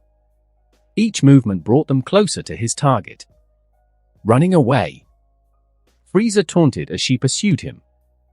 "I thought you were going to kill me." "Just changing venues," TOJI replied, dodging a death beam and countering with a ki blast that pushed them both further in his chosen direction. The battle carried them across vast distances, both warriors moving at speeds that defied comprehension. Finally, a blue-green orb appeared in the distance, a planet lush with vegetation, its surface mostly covered in what appeared to be rainforest. With a final burst of speed, TOJI closed the distance to the planet. He grabbed Frieza by the throat and plunged toward the surface, their bodies becoming twin meteors streaking through the atmosphere. The heat of re-entry surrounded them, but their ki protected them from burning up. They crashed into the dense jungle below, the impact creating a crater and sending wildlife scattering in terror. TOJI maintained his grip on Frieza's throat as they hit the ground, the force of their landing uprooting trees and sending dirt flying in all directions. This was his moment of truth, his gamble. He opened his mouth and took a desperate breath. Air. Sweet, life-giving air filled his lungs. The planet's atmosphere was breathable.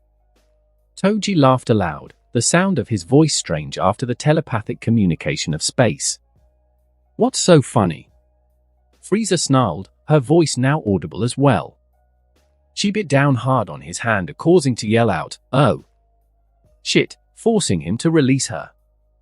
With a swift movement, she flipped their positions, straddling his chest and raining blows down on his face. "You disgusting thing," she screamed between punches. "You stole my first kiss. You humiliated me. You made me look weak in front of my brother." TOJI blocked what strikes he could, but many connected, splitting his lip and bruising his face. Finally, he managed to grab her wrists, using his strength to flip them over. Now he was on top, pinning her hands above her head in the soft earth.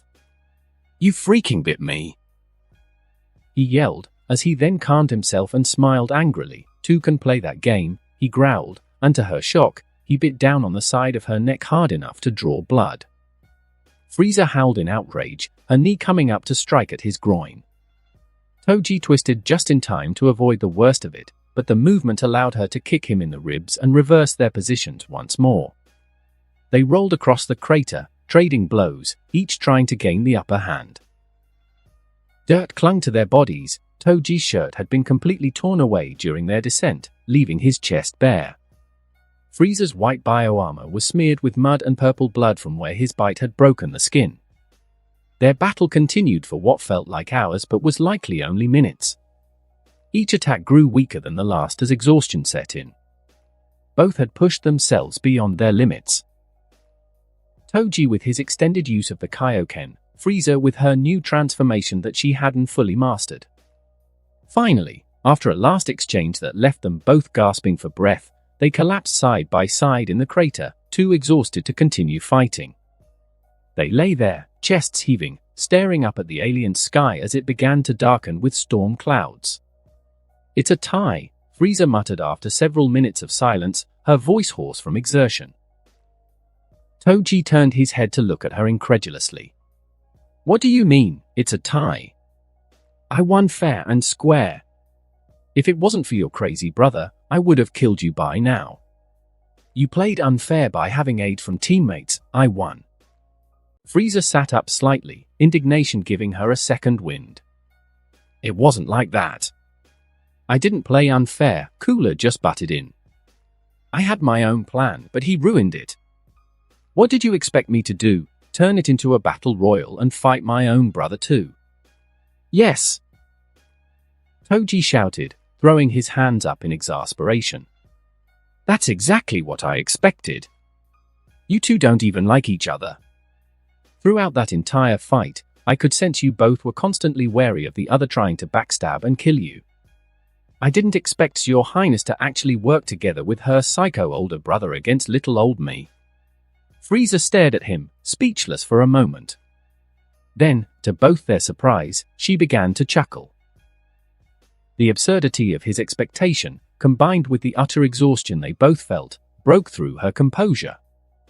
TOJI found himself joining in, his own laughter mixing with hers. "Okay, maybe that was a bit much to expect," he admitted between chuckles. "You're a mad fool," Frieza said, her laughter subsiding. "But at least an entertaining one." "I'll take that as a compliment," TOJI replied, his grin visible despite the dirt and blood on his face. Frieza tried to sit up fully, but her muscles betrayed her. She collapsed back onto the ground with a frustrated grunt, lying beside him once more. "Don't bother," TOJI said, staring up at the darkening sky. "Both our tanks are empty." They fell silent again, too exhausted to continue talking. The clouds above them grew darker and more ominous, and soon fat droplets of rain began to fall. Within minutes, it had become a downpour, the water washing away the blood and dirt from their battered bodies. Neither had the energy to move, so they simply lay there, letting the rain cleanse them. The cool water was almost pleasant against their overheated skin. "Hey," TOJI said after a while, his voice barely audible above the rain. "Can I ask you something?" "What?" Frieza replied irritably. "I was about to fall asleep. I'm conserving energy." TOJI hesitated, then asked, "Were you for real? Was that actually your first kiss?" Frieza's hands clenched at her sides, the only movement she could manage in her exhausted state. "I've never lowered myself to indulge in such basic urges." Not wishing to do so inferior creatures, she said coldly. "So yes, that was indeed, as you inferior state, my first kiss." TOJI was silent for a long moment. His vision was beginning to blur, sleep pulling at the edges of his consciousness. As darkness closed in, he murmured sleepily, if it's any consolation. "It was mine too." Then the exhaustion claimed him, and he knew no more. One moment they had been on Namek, watching the massive form of Porunga hovering in the darkened sky, and the next they were here, transported across the galaxy in an instant. Goku was the first to recover from the disorientation, quickly taking stock of their surroundings. "Is everyone all right?" he called out, scanning the assembled group. The Z fighters stood amid a crowd of confused Namekians. "We're back on Earth?" Krillin asked, turning in a slow circle. "But how?" An elderly Namekian stepped forward, supporting himself on a gnarled wooden staff. "The great Porunga has granted our wish," he explained, his voice weathered with age. "Your head warrior instructed us to transport you and ourselves to his home planet." "Head warrior?" Piccolo echoed, his brow furrowing. Bulma snapped her fingers in realization. "They must mean TOJI." The elder Namekian nodded. "Yes, the powerful one who faced the tyrants. He who commands power like a storm." "But where is he?" Bulma demanded, looking around frantically. "Why isn't he here with us?" Another Namekian, younger but clearly respected among his people, answered, "Your head warrior did not wish to be transported. He commanded that we save ourselves while he confronted the evil ones alone." "What?" Bulma's eyes widened. "But that's insane. We should bring him here now. Porunga is still here." She pointed upward, where the massive dragon still hovered, red eyes glowing against the darkened sky. "We can still wish him to be transported also." The elder shook his head solemnly. "The great Porunga cannot move one of such might without their consent. Your head warrior's will is too strong. He wishes to end the tyrants before they become too great a threat to the universe." Nearby, Vegeta and Nappa stood apart from the others, their expressions locked in identical masks of disbelief. "Frieza is a woman," Nappa muttered for perhaps the 10th time since witnessing the transformation. "All these years, and she was—" "Shut up, Nappa," Vegeta snapped, though his voice lacked its usual bite. The revelation had shaken him to his core. Years of service under the tyrant's command, and he'd never suspected. Their stunned contemplation was interrupted as the Namekians gathered around their Grand Elder, a massive, ancient being carried on an ornate throne. Guru's breathing was labored, his enormous body seeming to deflate with each exhale. "My children," he wheezed, his voice barely carrying despite its deep timbre. "Come closer." The Namekians pressed forward, many already weeping as they sensed what was coming. The stress of the day's events, the presence of such overwhelming power on their planet, it had been too much for the Ancient One's heart. Frieza and TOJI's powers having been like two suns walking the face of the world. "This is all your fault." The accusation cut through the somber atmosphere like a knife. A young Namekian, Dend, stood trembling with rage, pointing at the Z fighters. "If you hadn't come to our planet, none of this would have happened. Our world would still be peaceful. Our people wouldn't be refugees." Before anyone could respond, another small Namekian pushed through the crowd. "That's not true, brother!" Cargo shouted, tears streaming down his face. "If they hadn't come, we'd all be dead. The head warrior saved me when that scary woman nearly killed me." Dend faltered, his anger momentarily disrupted by his brother's defense. After a long moment of silence, Dend. "Cargo. Gohan?" Guru called out, his voice was fading, but it carried enough authority that the three boys immediately turned toward him. "Come closer, my children." The boys hesitated, exchanging uncertain glances, Gohan prominently, since he did not know who this was at all. "Go on, son," Goku encouraged, placing a gentle hand on Gohan's shoulder. "I don't sense any danger." Slowly, the three approached the massive elder. With effort, Guru raised his enormous hand and placed it gently on Den's head. "Do not blame these people for the evil that befell our world," he said softly. "The fault lies with those who came with destruction in their hearts. These earthlings are our saviors and must be treated with respect." Den's lower lip trembled as tears welled in his eyes. After a moment he wiped them away with his sleeve, then turned toward the Z fighters, standing there for a bit in silence, looking at them all and hesitantly bowed deeply. "Izai? I'm sorry for what I said," he whispered. "Hey, don't worry about it," Krillin replied with a gentle smile. "We understand." "Yeah, it's no big deal," Goku added cheerfully. Vegeta, Nappa, and Piccolo simply ignored the exchange, their thoughts elsewhere. Guru's breathing became more labored, but he managed to continue. "Before my life ends, I have one final gift to bestow upon my people and their saviors." With tremendous effort, he placed one hand on Den's head, another on Cargo's, and gestured for Gohan to step close enough to touch. "Within each of you lies great potential," the elder wheezed. "Let me unlock what I can before my time is done." A soft glow emanated from Guru's palms, enveloping the three children. Gohan gasped as he felt something shift within him, like a door being thrown open, allowing power to flow more freely through his body. Beside him, Dend and Cargo experienced similar sensations, their eyes widening in wonder. As the glow faded, Guru's hands fell limply to his sides. His eyes closed for the final time, and with a soft sigh, the Grand Elder of Namek passed from the world. Above them, Purunga roared once, a sound of finality, before dissolving into light. The 7 Namekian Dragon Balls fell to the forest floor, no longer glowing with power but dull and grey as stone. The silence that followed was broken by a sudden, panicked voice in their minds. "Hello? Is anyone listening? This is an emergency." Goku's head snapped up. "King Kai? What's wrong? Namek is gone." The deity's mental voice was shrill with alarm. "What do you mean, gone?" Piccolo demanded. King Kai's response came in a rush of words. "It blew up.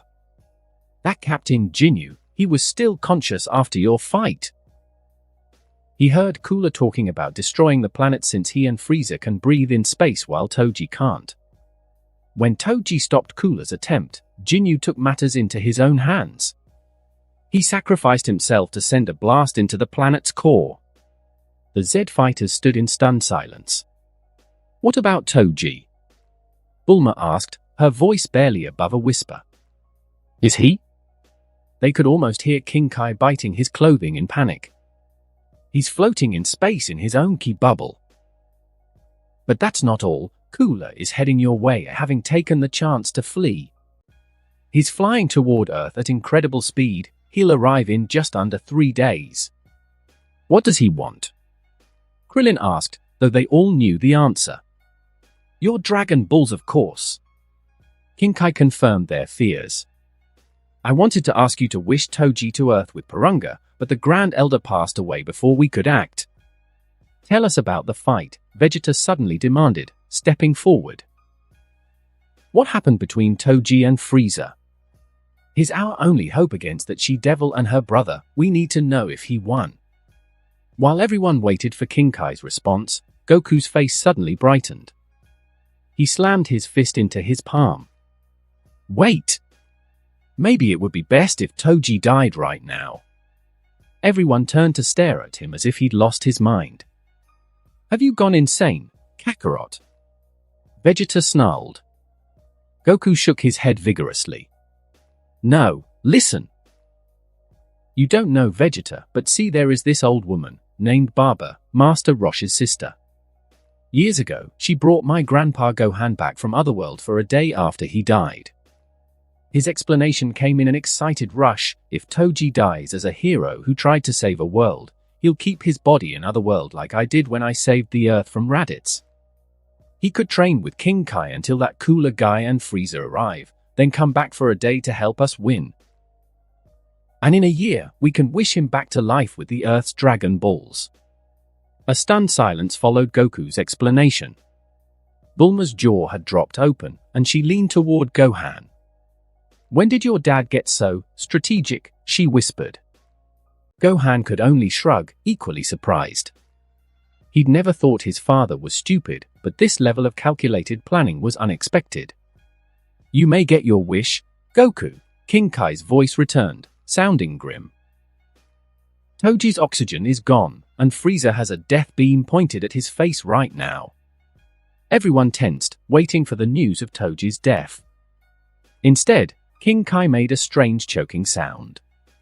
"What happened?" Goku asked urgently.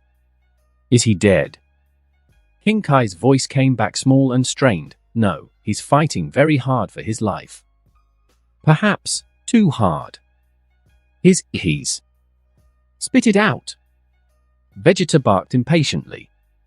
"He's kissing her." King Kai finally blurted out.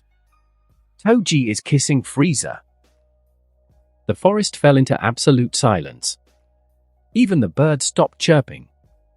For several heartbeats, no one moved or spoke, as if the world itself had paused to process this information. Then, all at once, the silence shattered. "What?" Krillin screeched. "Kissing?"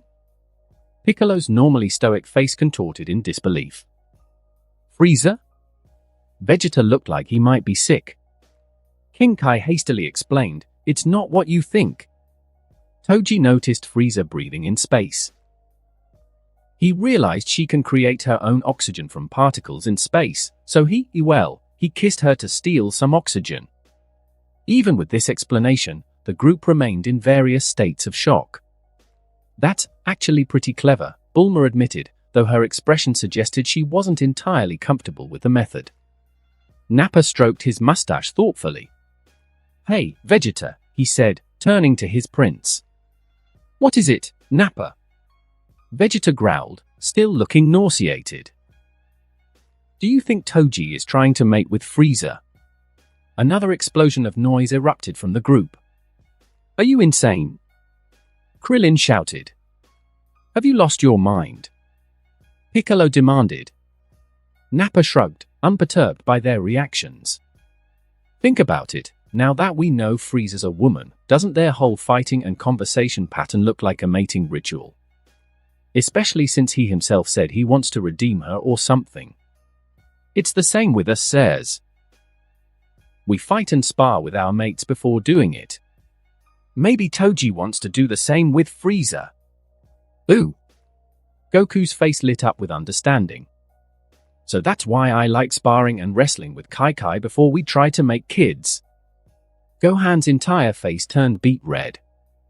Despite his youth, he understood enough biology to grasp the implications of his father's casual statement. Dad, he protested, mortified. Vegeta looked ready to vomit and explode at the same time. He jabbed his index finger into Nappa's chest. You imbecile. Toji is a human, not a Saiyang like us. It wouldn't be the same. His face twisted in disgust. Besides, he'd be crazy to want a woman like Frieza, she'd eat him alive. Nappa scratched his head. Yeah, Frieza's a bitch, but don't humans also like strong women? There's no stronger woman than Frieza. Everybody shut up. Bulma's voice cut through the chaos like a blade.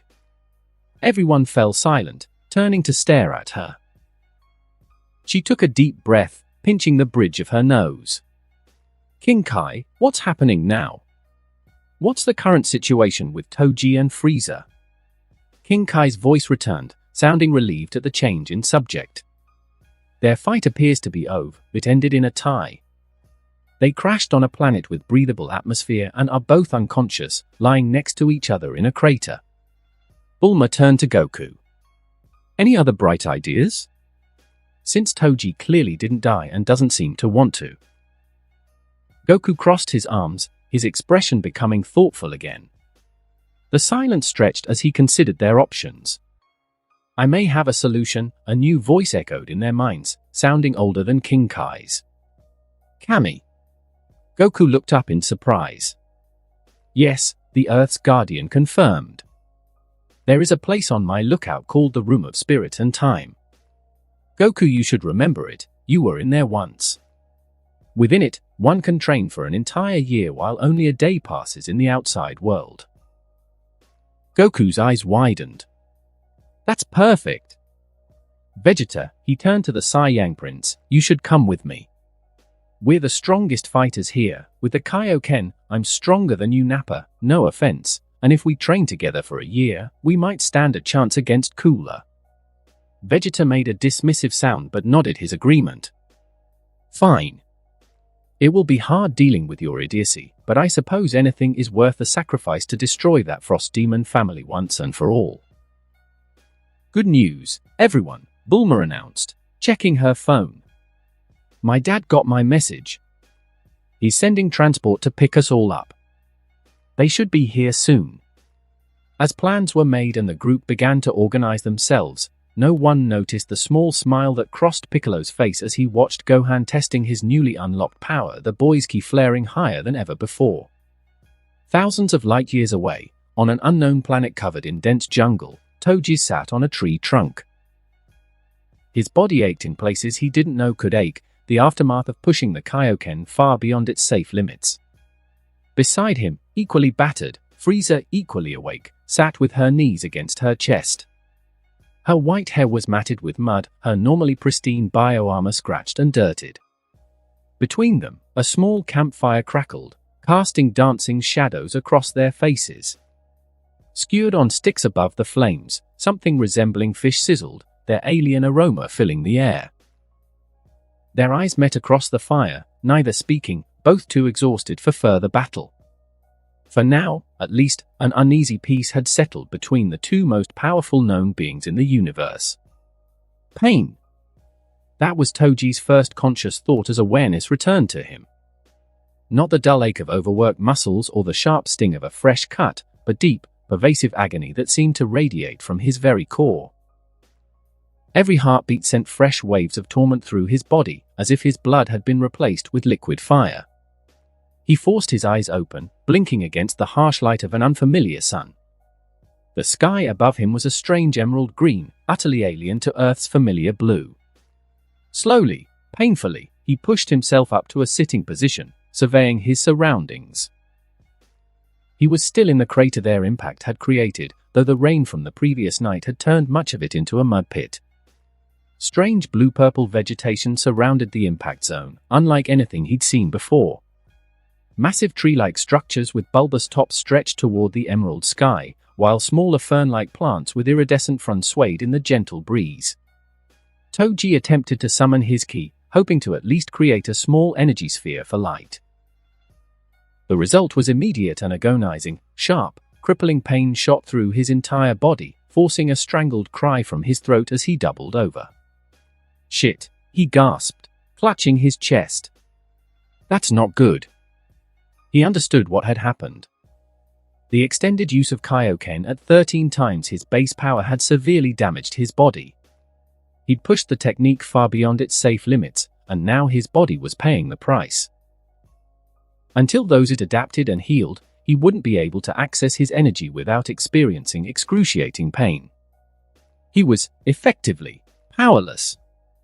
A soft groan drew his attention to the other side of the crater. There, partially covered in mud, lay Frieza. Her white hair was matted and dirty, her normally pristine bioarmor scratched and dulled. In the harsh light of day, without her aura of power surrounding her, she looked almost vulnerable. TOJI's mind immediately kicked into overdrive. Without his ki, this might be his only chance to eliminate her. Once she awoke her, if she had her powers, he would be dead. That can't happen. He won't allow it. Never. Slowly, painfully, he pushed himself to his feet. His muscles protested, but years of the original TOJI's physical training to be as healthy as possible for work meant he was still in peak human condition. He approached her prone form cautiously, considering his options. Without ki, he couldn't blast her. Crushing her skull would be difficult given the natural durability of her species. Strangulation seemed the most effective method, given his physical strength. He knelt beside her, noting the slow rise and fall of her chest. She was deeply unconscious, probably experiencing the same tiredness he did, perhaps even more. But that was for now. Carefully, he positioned his hands around her throat, his fingers finding their place on either side of her windpipe. "Nothing personal," he muttered, "but it's either you or me. You should understand." He began to apply pressure, steadily increasing the force. Just as he thought he felt something beginning to give under his grip, Frieza's eyes snapped open, glowing with fury. Despite her ki exhaustion, her physical strength remained formidable. She grabbed his wrists with surprising force, preventing him from completing the kill. "You?" she snarled, her voice raspy from the pressure on her throat. A brief, desperate struggle ensued as TOJI tried to maintain his grip while Frieza fought back. Despite her smaller stature, her raw physical strength was impressive. She managed to break his hold and delivered a powerful kick to his chest that sent him sprawling backward. They both ended up several feet apart, gasping for breath, each experiencing their new weakness. Frieza touched her throat, wincing slightly. "Trying to kill me in my sleep?" she rasped, her voice carrying a note of disdain despite the obvious pain. "How disappointing." TOJI pushed himself back to his feet, wiping mud from his face. "Would have worked if you'd stayed unconscious a minute longer. Besides, that's rich coming from you. You'd have done the same." Frieza's eyes narrowed dangerously as she didn't deny it, because it was the truth. She raised her finger, the familiar gesture that preceded her death beam attack. But instead of the deadly red energy forming at her fingertip, her face contorted in pain and she doubled over, clutching her chest just as TOJI had earlier. "What?" she gasped, genuine shock in her voice. "My powers?" "Gone," TOJI finished for her, realizing that it was luckily the same for her, a grim satisfaction in his tone despite his own identical predicament. "Temporarily, at least. Our bodies are fried." Frieza straightened slowly, her expression a mixture of fury and calculation. "You seem to understand what's happening." TOJI nodded. "The Kaioken technique multiplies power, but it puts enormous strain on the body. I pushed it too far, for too long. My guess is your new form did the same to you." "Fifth form," Frieza corrected automatically, then seemed annoyed at herself for the clarification. Yes, it's new. Untested. I hadn't maintained it for such an extended period before. They regarded each other warily, each recognizing the dangerous stalemate they now found themselves in. Without Ki, they were reduced to their physical abilities, still formidable by most standards. They were both mutants after all, but nothing compared to the godlike powers they'd wielded hours earlier. So, Toji said after a long moment, "We're stuck here." "Wherever here is." "Some backwater planet," Frieza replied dismissively, though her eyes continued to scan their surroundings. "The nearest outpost of my empire is likely hundreds of light years away." Toji's stomach growled loudly, reminding him that he hadn't eaten since before their battle on Namek. He began to explore the immediate area, keeping Frieza in his peripheral vision at all times. Near the edge of the crater, he discovered strange, bulbous fruits hanging from low-hanging vines. They resembled nothing he'd seen on Earth, roughly the size of apples but with a translucent, gelatinous appearance. The skin was a deep purple with swirling patterns of bioluminescent blue. Hunger gnawed at him, but caution prevailed.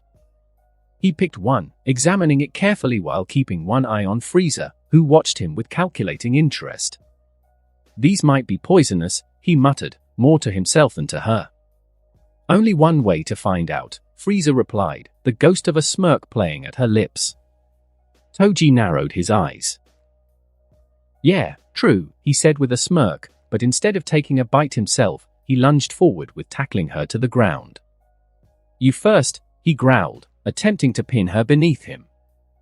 Frieza reacted instantly, twisting her body to throw him off.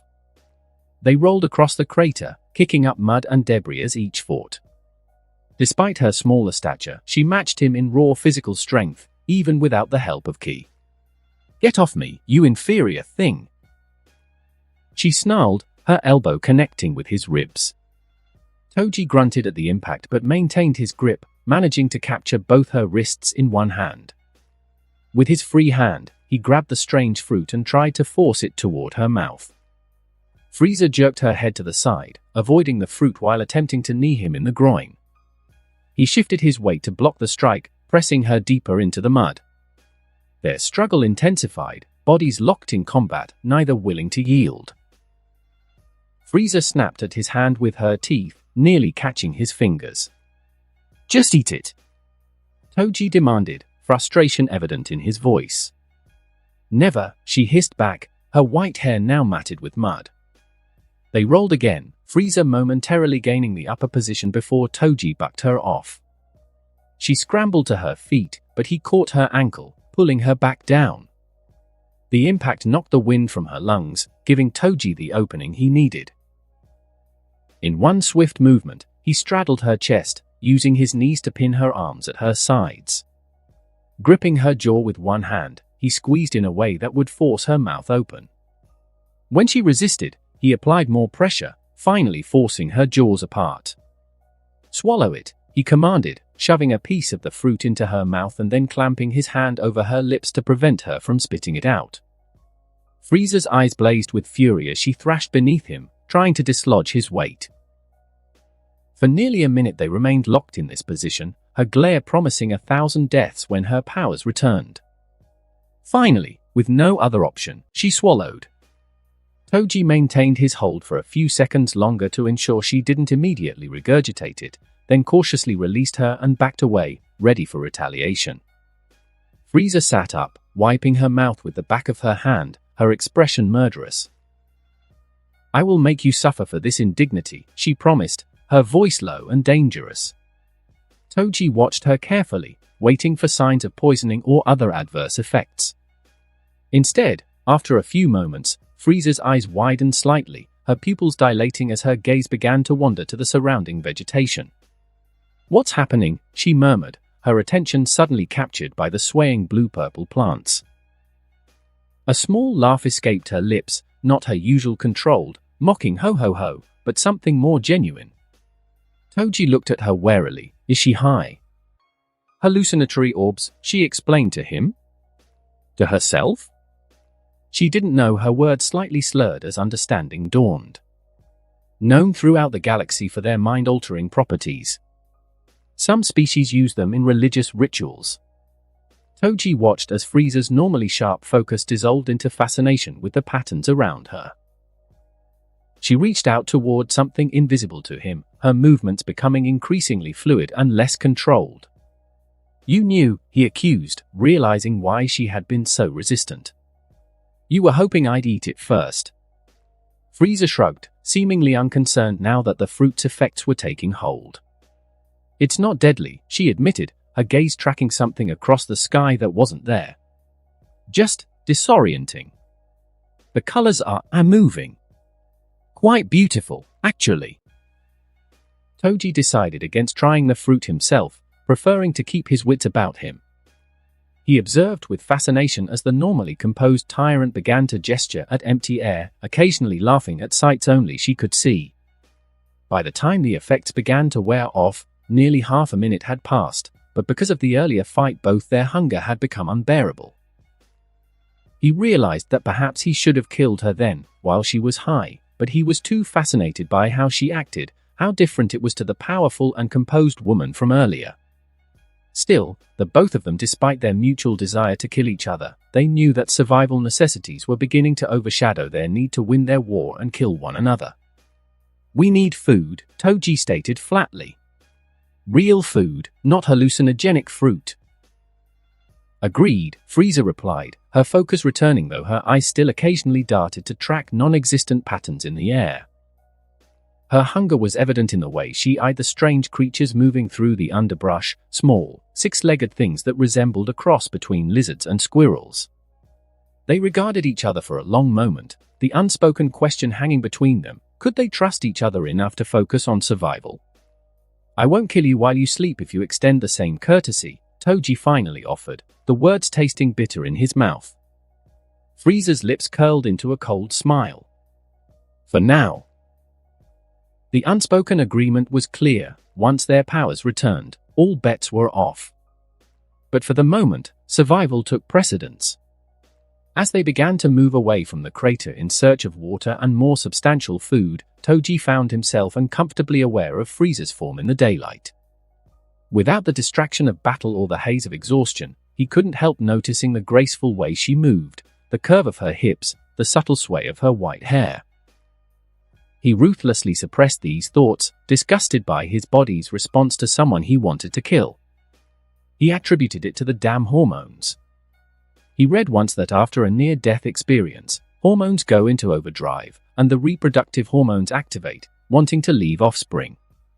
Still, as they ventured deeper into the alien jungle, he found himself watching her with more than just tactical awareness. And that, he decided, was far more dangerous than any predator this strange planet might harbor. He can't fall for her charms. If she found out, she'd eat him alive. Hunger drove them deeper into the jungle, the dense blue-purple vegetation becoming thicker as they moved away from the impact crater. Toji fashioned crude spears from broken branches, testing their weight and balance before reluctantly handing one to Frieza. She accepted it with a raised eyebrow. "How primitive." "Beggars can't be choosers," Toji replied, scanning the undergrowth for movement. "Unless you'd prefer to catch dinner with your bare hands." They moved in silence for a while, each keeping a wary distance from the other. The jungle was alive with sounds, strange chirping calls, rustling in the canopy above, occasional deep bellows from unseen creatures in the distance. "There," Frieza whispered suddenly, pointing to movement in a clearing ahead. Toji followed her gesture and spotted what appeared to be a herd of deer-like creatures grazing on the blue-purple vegetation. They were unlike any deer he'd seen, however, six-legged with iridescent scales instead of fur, and elaborate horn structures that branched like crystalline sculptures. "They look edible," he murmured, crouching low to avoid detection. Frieza mirrored his movement. "The smaller ones will be more tender," she noted. "And easier to bring down." Toji nodded in agreement, surprised by her practical knowledge. "We'll need to coordinate. I'll circle around to the other side of the clearing. When I give the signal, drive them toward me." Frieza's eyes narrowed slightly, as if considering whether to follow his direction or do her own thing. After a moment, she gave a curt nod. "Very well." Toji moved silently through the underbrush, positioning himself at the opposite end of the clearing. Once in position, he raised his hand, catching Frieza's eye across the clearing. She nodded once, then burst from the undergrowth with startling speed, charging toward the herd with a ferocious cry. The deer-like creatures scattered in panic, several bolting directly toward Toji's position as planned. He readied his spear, timing his throw carefully as the closest animal approached. The spear flew true, piercing the creature's neck. It stumbled, then collapsed, legs thrashing briefly before going still. Across the clearing, Frieza had brought down two of the creatures. Despite her smaller stature, she demonstrated remarkable physical strength, tackling one animal to the ground and snapping its neck with a quick twist. Toji was about to call out his congratulations when a deep, rumbling growl froze him in place. From the trees at the edge of the clearing emerged a massive creature unlike anything he'd ever seen, a behemoth that resembled a cross between a rhinoceros and a giant crab, its body covered in segmented armor plates. "Magna Crusher," Frieza breathed, her voice carrying a note of genuine concern. "Very territorial. Very deadly to insects like we are now." The creature pawed the ground, its 6 massive legs ending in crushing pincers rather than hooves. Its head swung toward them, multiple eyes focusing on the intruders who had dared to hunt in its territory. "Can we take it?" Toji asked quietly, already calculating angles of attack. "Without ki?" Frieza replied. "Possibly. But it would be a significant challenge." Before they could decide on a course of action, the Magna Crusher charged, moving with surprising speed for its bulk. Its pincers snapped at the air, powerful enough to crush bone with ease. "Split up!" Toji shouted, diving to the right as Frieza leapt to the left. The creature hesitated momentarily, then turned toward Frieza, perhaps identifying her as the smaller, easier prey. It charged again, forcing her into a defensive role that barely kept her ahead of its snapping pincers.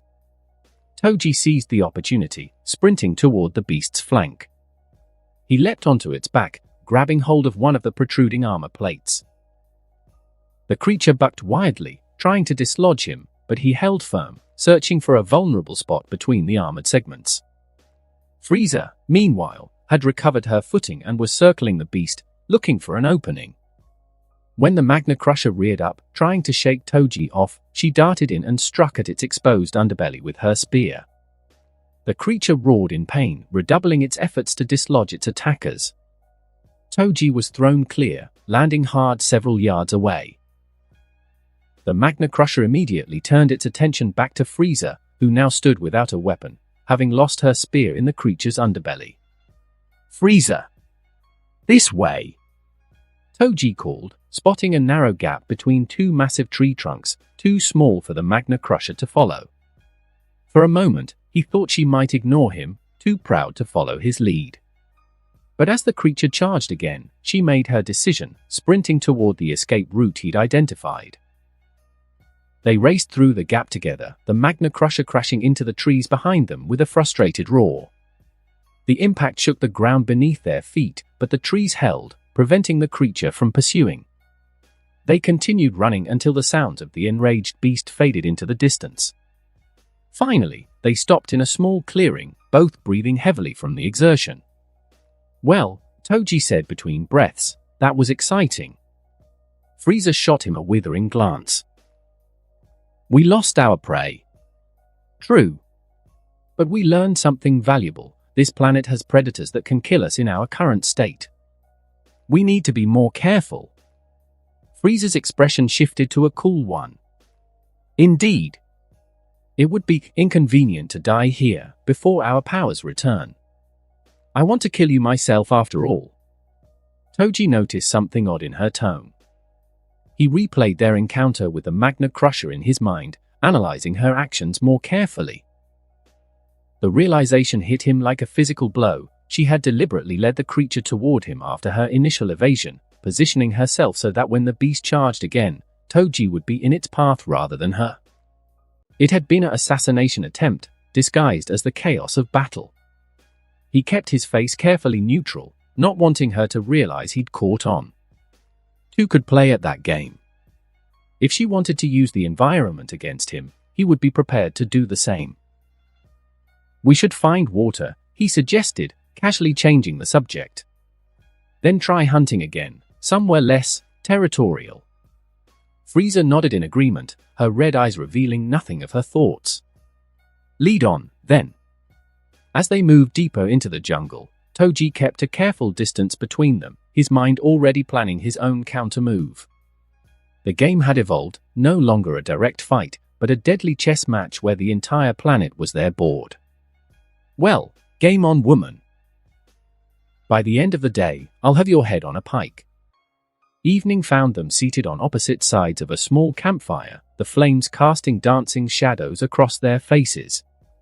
They had eventually succeeded in hunting, bringing down several fish-like creatures from a nearby stream after fashioning crude nets from vines. The creatures now sizzled on sticks over the fire, their alien aroma filling the air. They'd found a relatively defensible position for their camp, a small clearing with a rock formation at their backs, providing some protection from ambush.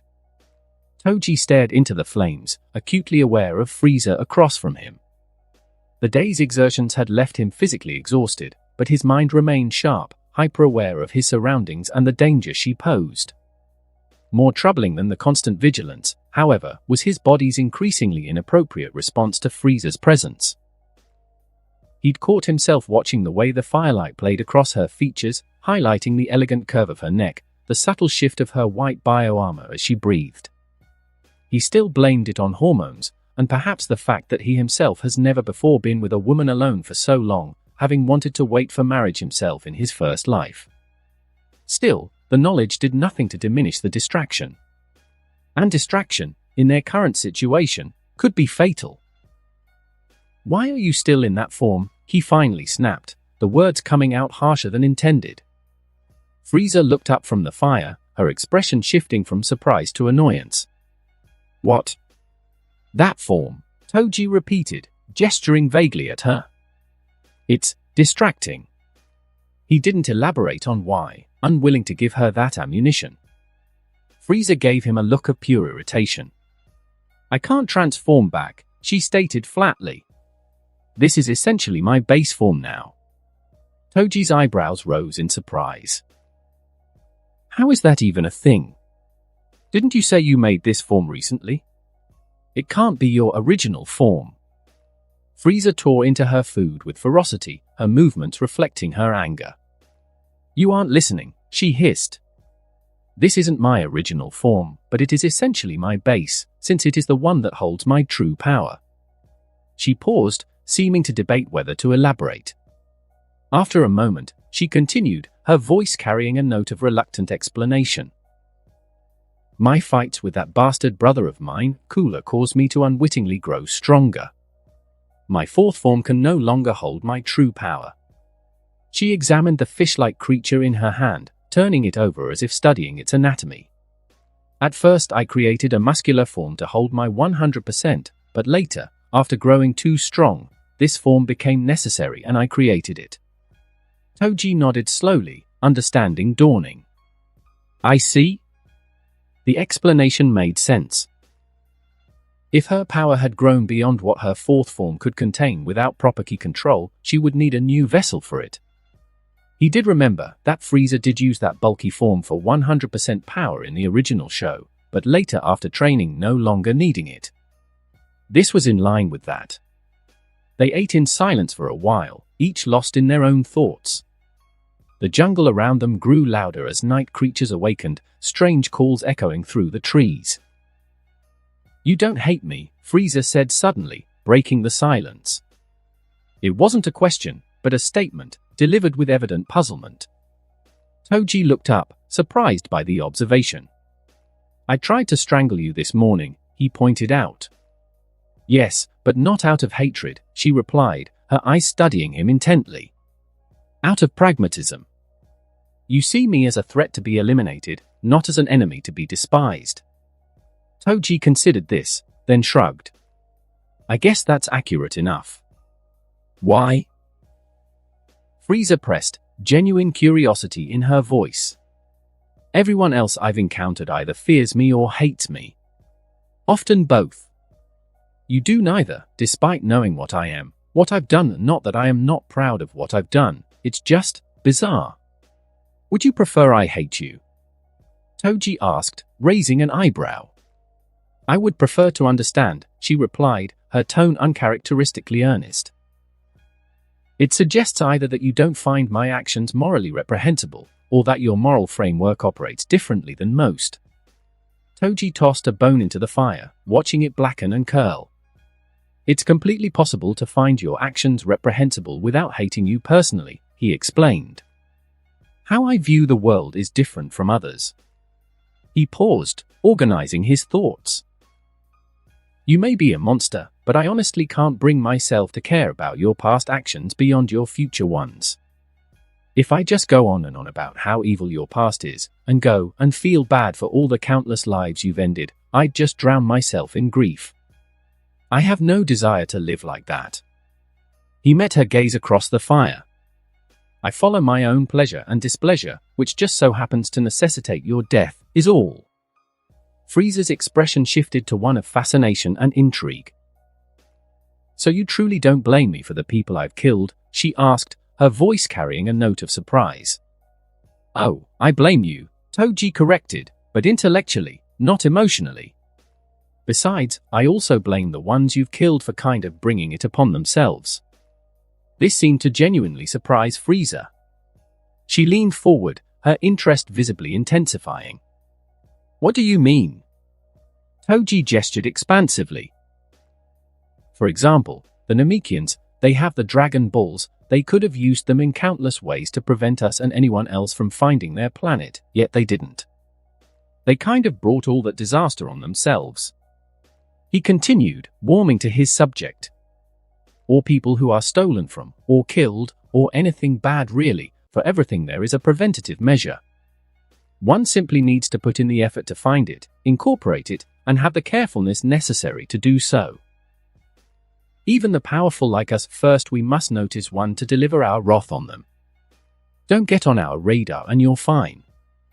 People simply need to think carefully before they act. His voice hardened slightly. To not do so simply makes them partially at fault as well for the evil that happens to them. Not that the evil should happen, it really shouldn't. People are just pieces of shit, so you need to act with that in mind. He glanced at her uncaringly. If you want to get offended by that, be my guest. Frieza's eyes narrowed at the insult, but she chose not to address it directly. Instead, she continued her line of questioning, her tone deliberately mocking. What about the children, then? They are oh so innocent, aren't they? And oh so powerless too. Toji shrugged, seemingly unbothered by the question. The other world is a thing. Either they go to heaven, or they gain a new life after reincarnation. It will probably be a better life, since their problems came from the fact the adults around them brought that disaster upon them. So they're probably better off anyway. Frieza fell silent for a long moment, studying him with an unreadable expression. Finally, she spoke. You, Toji Fushiguro, are truly a most fascinating individual. Toji decided to take it as a compliment. Thanks, I guess. The conversation lapsed into silence again. As the fire burned low, they prepared for sleep, arranging themselves on opposite sides of the clearing. Wake me in 4 hours, Toji instructed, settling onto a bed of large leaves he'd gathered earlier. Sooner if anything approaches the camp.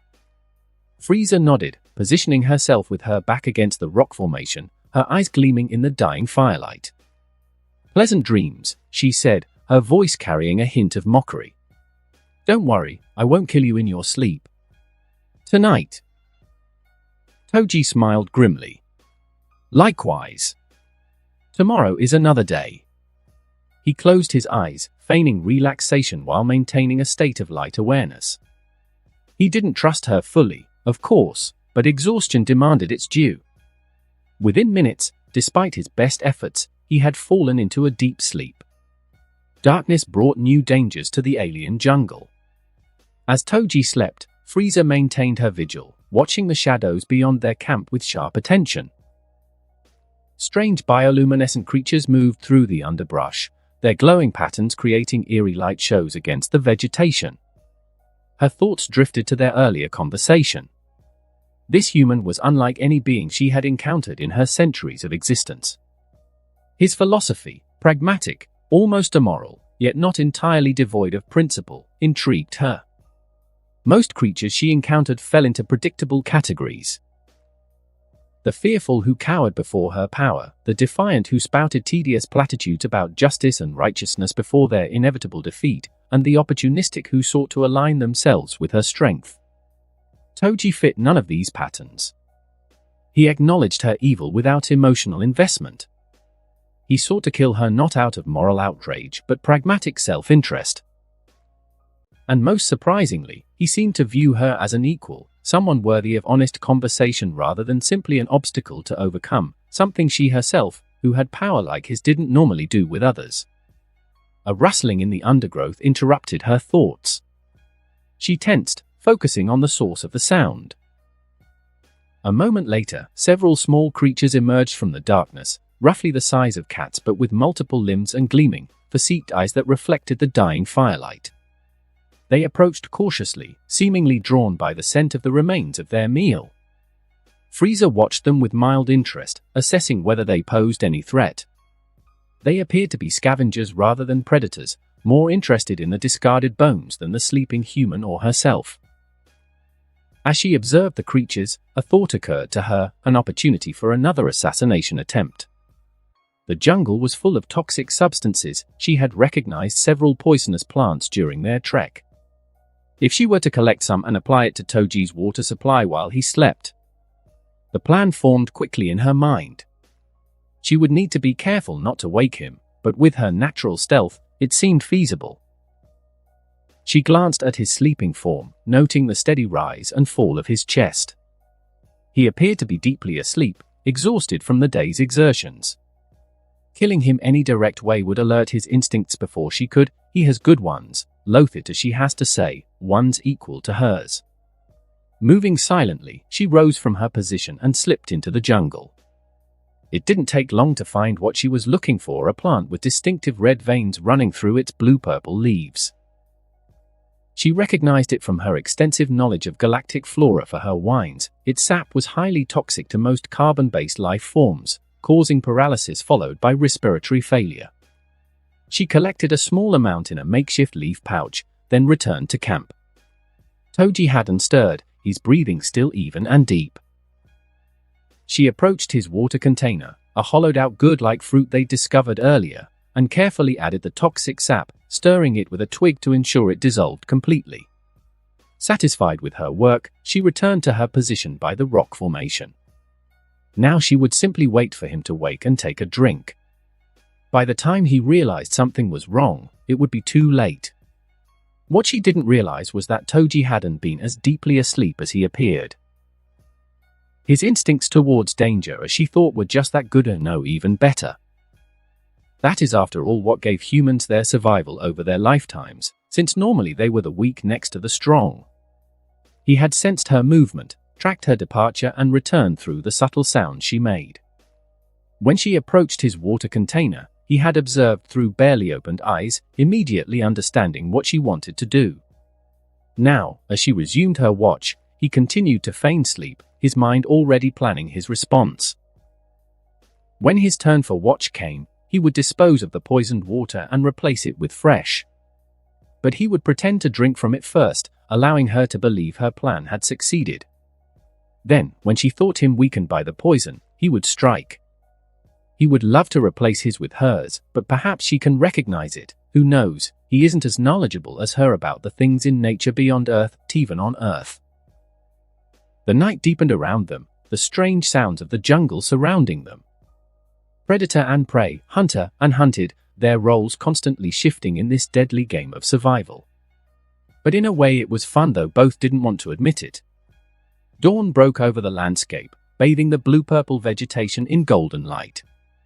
TOJI had successfully avoided the poisoned water during his watch, disposing of it while Frieza slept and refilling the container from the nearby stream. As they broke camp, preparing for another day of survival in this hostile environment, Toji suggested they explore further, hoping to find better shelter and a more reliable water source. The stream is too exposed, he explained, packing the crude tools they'd fashioned. We need something more defensible. Frieza nodded in agreement, her eyes scanning the jungle canopy. There appear to be mountains in that direction, she said, pointing toward a distant ridge visible through a gap in the trees. Elevated terrain would provide better visibility. They set off, moving cautiously through the dense vegetation. The jungle seemed even more alive during daylight hours, with bizarre creatures scurrying through the undergrowth and flying between the massive tree-like structures overhead. As they traveled, Toji maintained a careful distance from Frieza, never turning his back on her for more than a few seconds. She did the same. After several hours of hiking, they encountered an unusual phenomenon, a shimmering distortion in the air, like heat waves rising from hot pavement. As they approached, both felt an uncomfortable pressure building in their heads, accompanied by a high-pitched whine at the edge of hearing. Some kind of electromagnetic field, Frieza observed, wincing slightly at the discomfort. Common on planets with certain mineral compositions. Toji nodded, feeling the pressure intensify as they drew closer to the distortion. We should go around. As they altered their course to skirt the affected area, Frieza suddenly moved closer to Toji, as if to point something out. In that moment, she gave him a hard shove, directing him toward what appeared to be a normal pool of amber-colored water. Toji stumbled forward, nearly falling into the pool before catching himself at the last moment. Something about the water struck him as wrong. It was too still, with no ripples despite the breeze that stirred the surrounding vegetation. He leapt back just as the surface of the pool surged upward, revealing it to be not water at all but some kind of organism. The substance bubbled and hissed where it had splashed his boots, eating through the material with alarming speed. Absorption pool, Frieza explained, with false innocence having made her shove appear like it wasn't intentional. They digest anything that enters them. Quite deadly. Toji's eyes narrowed as he regarded her. Thanks for the warning, he said, his tone making it clear he understood exactly what she had attempted. Frieza merely smiled, the expression not reaching her eyes. We should be more careful in this environment. So many hazards. They continued their journey. Toji bided his time, waiting for an opportunity to return the favor. It came sooner than expected. As they approached a dense thicket of strange, rope-like vines that hung from the canopy, Toji noticed subtle patterns of energy moving through them, not ki, but some form of natural electricity. This way seems clearer, he suggested, gesturing toward the vines. We can push through here. Frieza studied the path, her eyes narrowing slightly. You first, she said, her tone making it clear she suspected a trap. Toji shrugged, moving ahead as if unconcerned. He carefully navigated between the vines, making sure not to touch any of them. When Frieza followed, he subtly shifted one of the hanging vines with a broken branch, causing it to swing toward her. She reacted with impressive speed, dodging the vine by mere inches. As it passed her, a massive electrical discharge erupted from it, the energy powerful enough to temporarily illuminate the surrounding jungle. Conductor vines, Toji said, naming them on the spot, mimicking her earlier tone. They store electrical charge. Quite deadly. Frieza's eyes flashed with anger, but she said nothing, simply continuing along the path with increased caution. By midday, they had reached the foothills of the mountain range. The vegetation began to thin, giving way to rocky terrain interspersed with smaller, hardier plants. They found a small cave entrance partially hidden by a cascade of vine-like growth. This could work, Toji said, examining the cave cautiously. Defensible, sheltered from the rest of nature.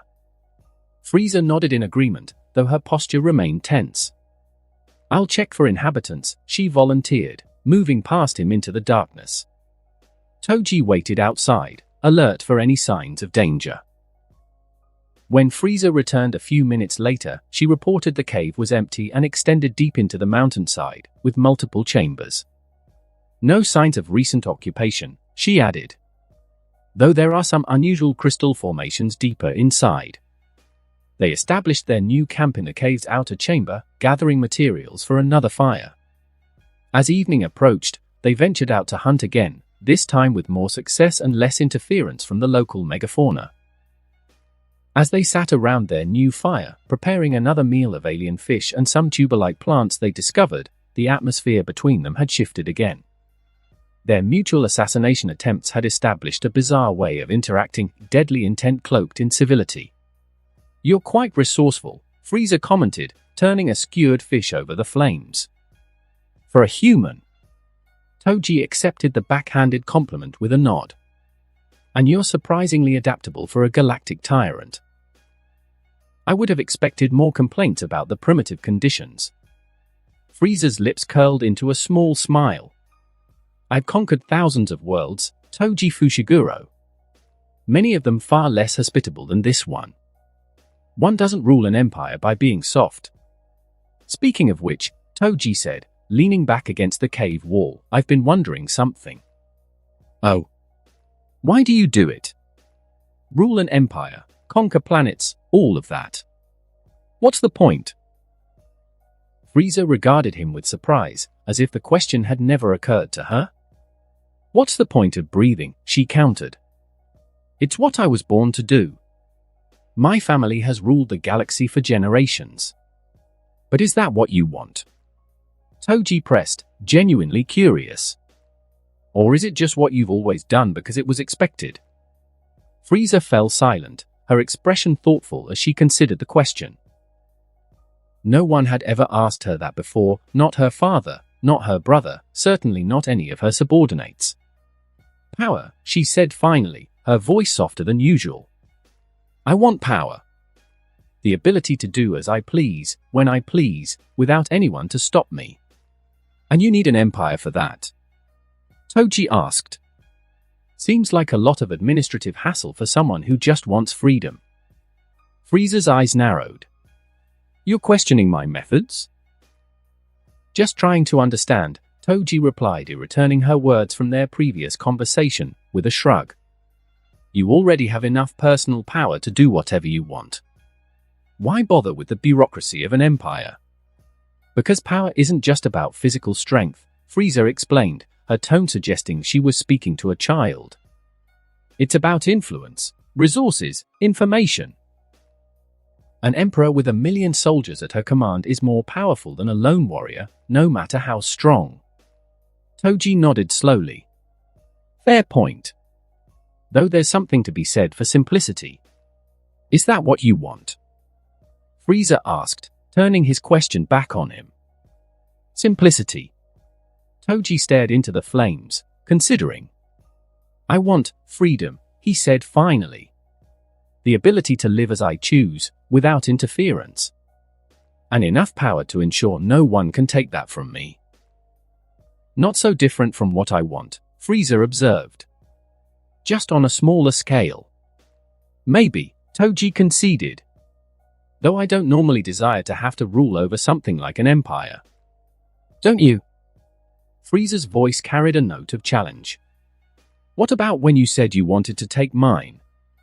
Or those says you claim to have enslaved? Vegeta and Nappa." TOJI smiled slightly. "That's different. They're necessary and useful tools." "Again, not so different from my perspective," Frieza replied. "The entire universe is filled with useful tools that I find necessary. I simply have more of them than you do." The conversation lapsed into silence, both considering the unexpected parallels between their world views. Despite their different methods and scales of operation, there was a fundamental similarity in their approach to power and its uses. As they finished their meal, TOJI found himself wondering if Frieza had ever had a conversation like this before, philosophical rather than tactical, exploring ideas rather than planning conquests. He doubted it.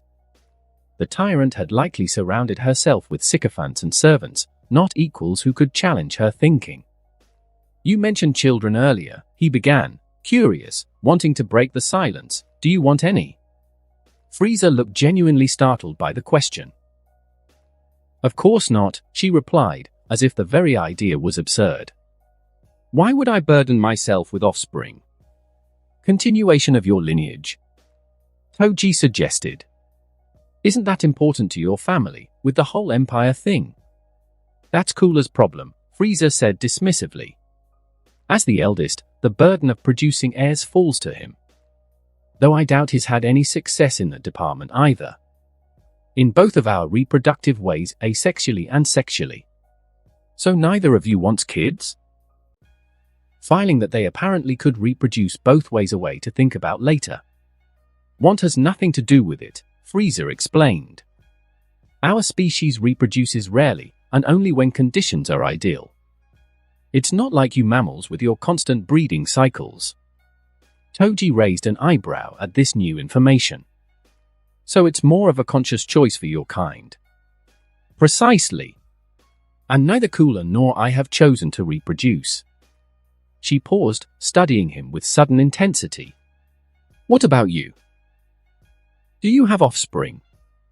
No, TOJI replied, shaking his head. Never found the right situation or person for it. Frieza seemed about to ask another question when a strange sound from outside the cave interrupted them, a high-pitched chittering that seemed to come from multiple sources simultaneously. They both tensed, rising to their feet. TOJI grabbed his makeshift spear while Frieza moved to the cave entrance, peering out into the gathering darkness. Hive sentinels, she whispered, having read about them in a book. She likes reading books a lot, her voice tight with concern. At least a dozen.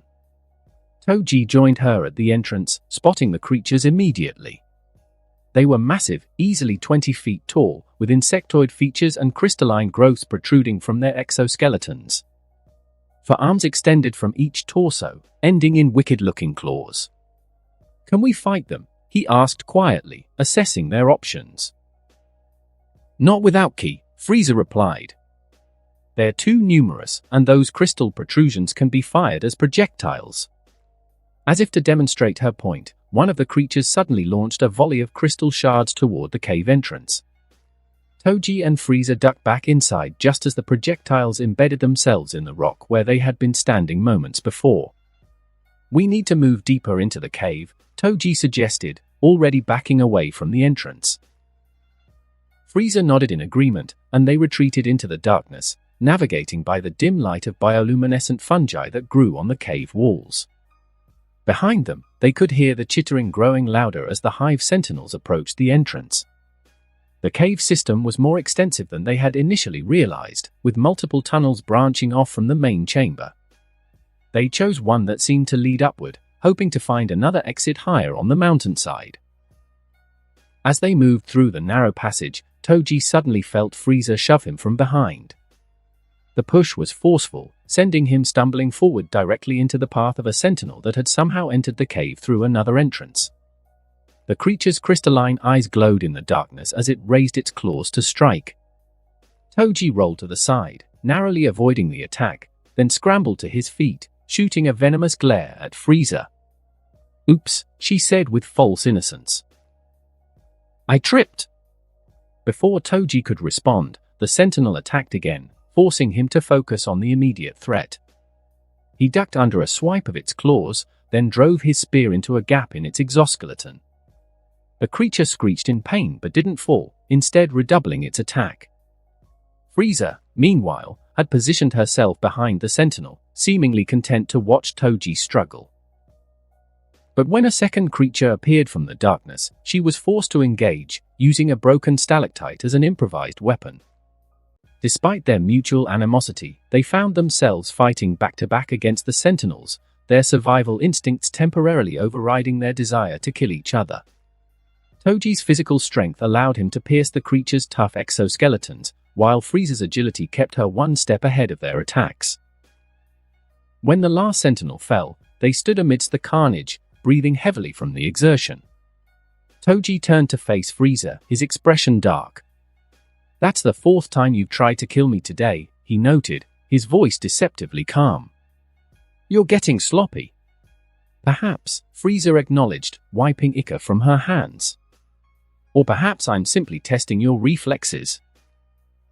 Well, consider this a test of yours, Toji replied, suddenly lunging forward and shoving her toward a patch of what appeared to be harmless moss on the cave floor. Frieza caught herself before making contact, her eyes widening as she noticed the subtle movement within the moss, countless tiny, razor-sharp crystals that would have shredded her skin on contact. Arborealites, Toji explained, another name on the spot, with a cold smile. I noticed them earlier. Quite deadly. Their gazes locked, mutual respect mingling how the ever-increasing amount of want towards killing each other, as well as frustration. For in that moment, both recognized a truth neither would admit aloud: they were evenly matched, not just in power but in cunning and survival instinct. We should find a more defensible position, Frieza suggested after a moment, breaking the tension. Preferably one with fewer hidden entrances. Toji nodded in agreement, and they continued their exploration of the cave system, eventually finding a small chamber with only one entrance and a high ceiling that allowed smoke from their rekindled fire to escape through a natural chimney. They settled into their new shelter, having begun to enjoy their game even more than before. The closeness necessary for survival, combined with the constant awareness of each other's bodies in combat, had intensified the unwanted attraction that simmered beneath their hostility. Toji found himself increasingly distracted her, the curve of her form in the firelight. And judging by the way her eyes occasionally lingered on him and his bare chest and legs, his pants having been reduced to mere shorts now, when she thought he wasn't looking, she was experiencing something similar. It was, he decided, the most dangerous thing about all of this. The days that followed established a pattern, hunting, exploring, defending their territory, and attempting to kill each other in increasingly creative ways. Each assassination attempt was met with a counter, each trap detected just in time, each poisoned food or water supply identified before taken in. Having completely forgotten about Cooler or Earth, or the Dragon Balls, too focused on each other and the now. Toji having long ago decided to trust them to win, and Frieza herself having actually done so as well, hoping that the monkeys find some ingenious way to stop her brother before he became immortal. Unknown to her, the Dragon Ball still needed a year to reactivate. This was the fact that made Toji more calm, since even after this, so long he wins, survives, and recovers, he can kill Cooler soon enough. He'll grow from his fight with them stronger than ever because of his absurd potential. After the fifth failed killing attempt, a particularly elaborate trap involving a tripwire and a nest of venomous creatures Frieza had discovered, Toji found himself almost admiring her ingenuity. Similarly, when he managed to contaminate her food supply with a paralyzing fungus, which she detected by its slightly off scent, she acknowledged his cleverness with a nod of respect. Their shelter had improved as well. They'd found a more permanent cave higher up the mountainside, with better visibility of the surrounding terrain and multiple escape routes. They'd fashioned more effective weapons, created storage for food and water, and established a routine that allowed them to survive while maintaining constant vigilance against each other. Both won't admit it, but this is the most fun they've had this game of death than in their entire lives. On the 10th day, everything came to a head. A severe storm had forced them to remain in their cave, the acid rain outside making any excursion potentially lethal. You're staring again, Frieza observed without looking up from the weapon she was sharpening. Toji, caught off guard, scowled. I'm watching you because I don't trust you, he replied, the excuse sounding weak even to his own ears. Of course, Frieza agreed, a knowing smirk playing at her lips. Just as I watch you for the same reason. Exactly. A silence fell between them, broken only by the sound of the storm outside and the scraping of stone against bone as Frieza continued to sharpen her weapon. Why do you have that form? Toji asked suddenly, the question that had been bothering him for days finally finding voice. Frieza looked up, genuine confusion in her expression. We've been through this. It's my base form now. I can't change back. That's not what I mean, Toji clarified, frustration evident in his tone. You could have made yourself look different. Chosen something else. Something less distracting. Frieza's eyes narrowed. Distracting? In what way? Toji gestured vaguely, uncomfortable with the direction the conversation was taking but unable to stop himself. "You know what I mean." "I assure you, I don't," Frieza replied, though her tone suggested otherwise. "Please, elaborate." "Fine," TOJI snapped, his patience wearing thin. "You're attractive, no beautiful, in that form. It's distracting." "Happy now?" Frieza's expression shifted from mock confusion to genuine surprise, then settled into something more calculating. "Attractive? To a human? How fascinating." "Don't act like you didn't know," TOJI growled. "You've been using it against me." "Using what against you?" Frieza demanded, rising to her feet, the weapon forgotten. "My existence? The form that contains my power?" "You could have made yourself look different," TOJI insisted. "Less this." "And why should I?" Frieza challenged, taking a step toward him. "Because you can't control your primitive urges?" "That sounds like a you problem, not something I have to concern myself with." TOJI stood as well, unwilling to remain at a physical disadvantage. "You're doing it deliberately. Trying to distract me, weaken my resolve." "You flatter yourself," Frieza scoffed, though there was a new tension in her voice. "As if I would lower myself to such tactics. Then why do I catch you watching me when you think I'm not looking?" TOJI countered, taking a step closer to her. "Why do your eyes linger when I'm hunting, or swimming, or training?" Frieza's eyes flashed with anger, or perhaps something else. "You're delusional." "Am I?" TOJI was close enough now to see the subtle changes in her expression, the quickening of her breath. "Or are you experiencing the same thing I am? This unwanted attraction. Did you choose that form because you yourself were attracted to the way I look? A human looks." "You did say I am good-looking when we first met," he whispered that last part against her ear with a smirk. "Absurd," Frieza hissed, but she didn't back away. "I would never be attracted to a lesser species." "And yet here we are," TOJI said softly, backing away his head, his eyes locked with hers. "Both lying to ourselves." The tension between them had become almost unbearable, the air in the cave thick with desire and rage. They stood mere inches apart, neither willing to retreat, neither willing to acknowledge the truth. It was Frieza who broke first, not in surrender, but in attack. She lunged forward, her hands aiming for TOJI's throat. He caught her wrists, using her momentum to spin them around and pin her against the cave wall. She struggled against his grip. They grappled fiercely, each trying to gain the upper hand, their bodies pressed together in a violent dance of dominance. "I could snap your neck right now," Frieza hissed, her eyes blazing with fury and something else, something neither of them wanted to acknowledge. "You could try," TOJI countered, his voice rough as he tightened his grip on her wrists. "But we both know you won't." And then, without either being able to say who moved first, they were kissing. Not the desperate oxygen-stealing kiss from space, but something deeper. Frieza bit his lower lip hard enough to draw blood. "I still hate you," she snarled against his mouth. "The feeling's mutual," TOJI growled, spinning her around and pinning her against the rough cave wall. His hand found her throat, applying just enough pressure to remind her of his first attempt to kill her when they arrived on this planet. Frieza's black nails dug into TOJI's back, leaving deep welts as she dragged them down his skin. "When my powers return, you'll be the first to die," she promised, even as her body arched against his. "You'll have to beat me to it," he retorted, his free hand tangling roughly in her white hair, pulling her head back to expose her neck. "I've been planning your death since day one." There was nothing gentle about how this. It was another way of fighting.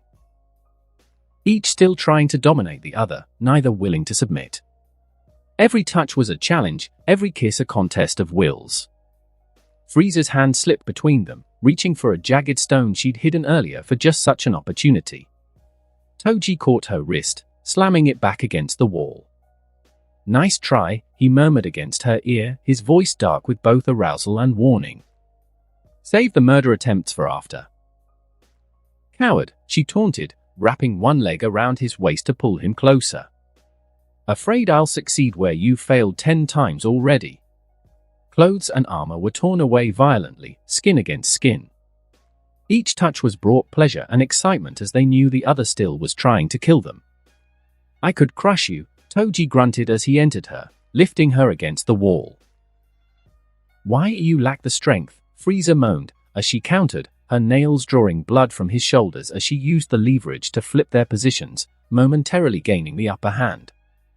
The storm outside intensified, thunder crashing in perfect rhythm with their violent encounter.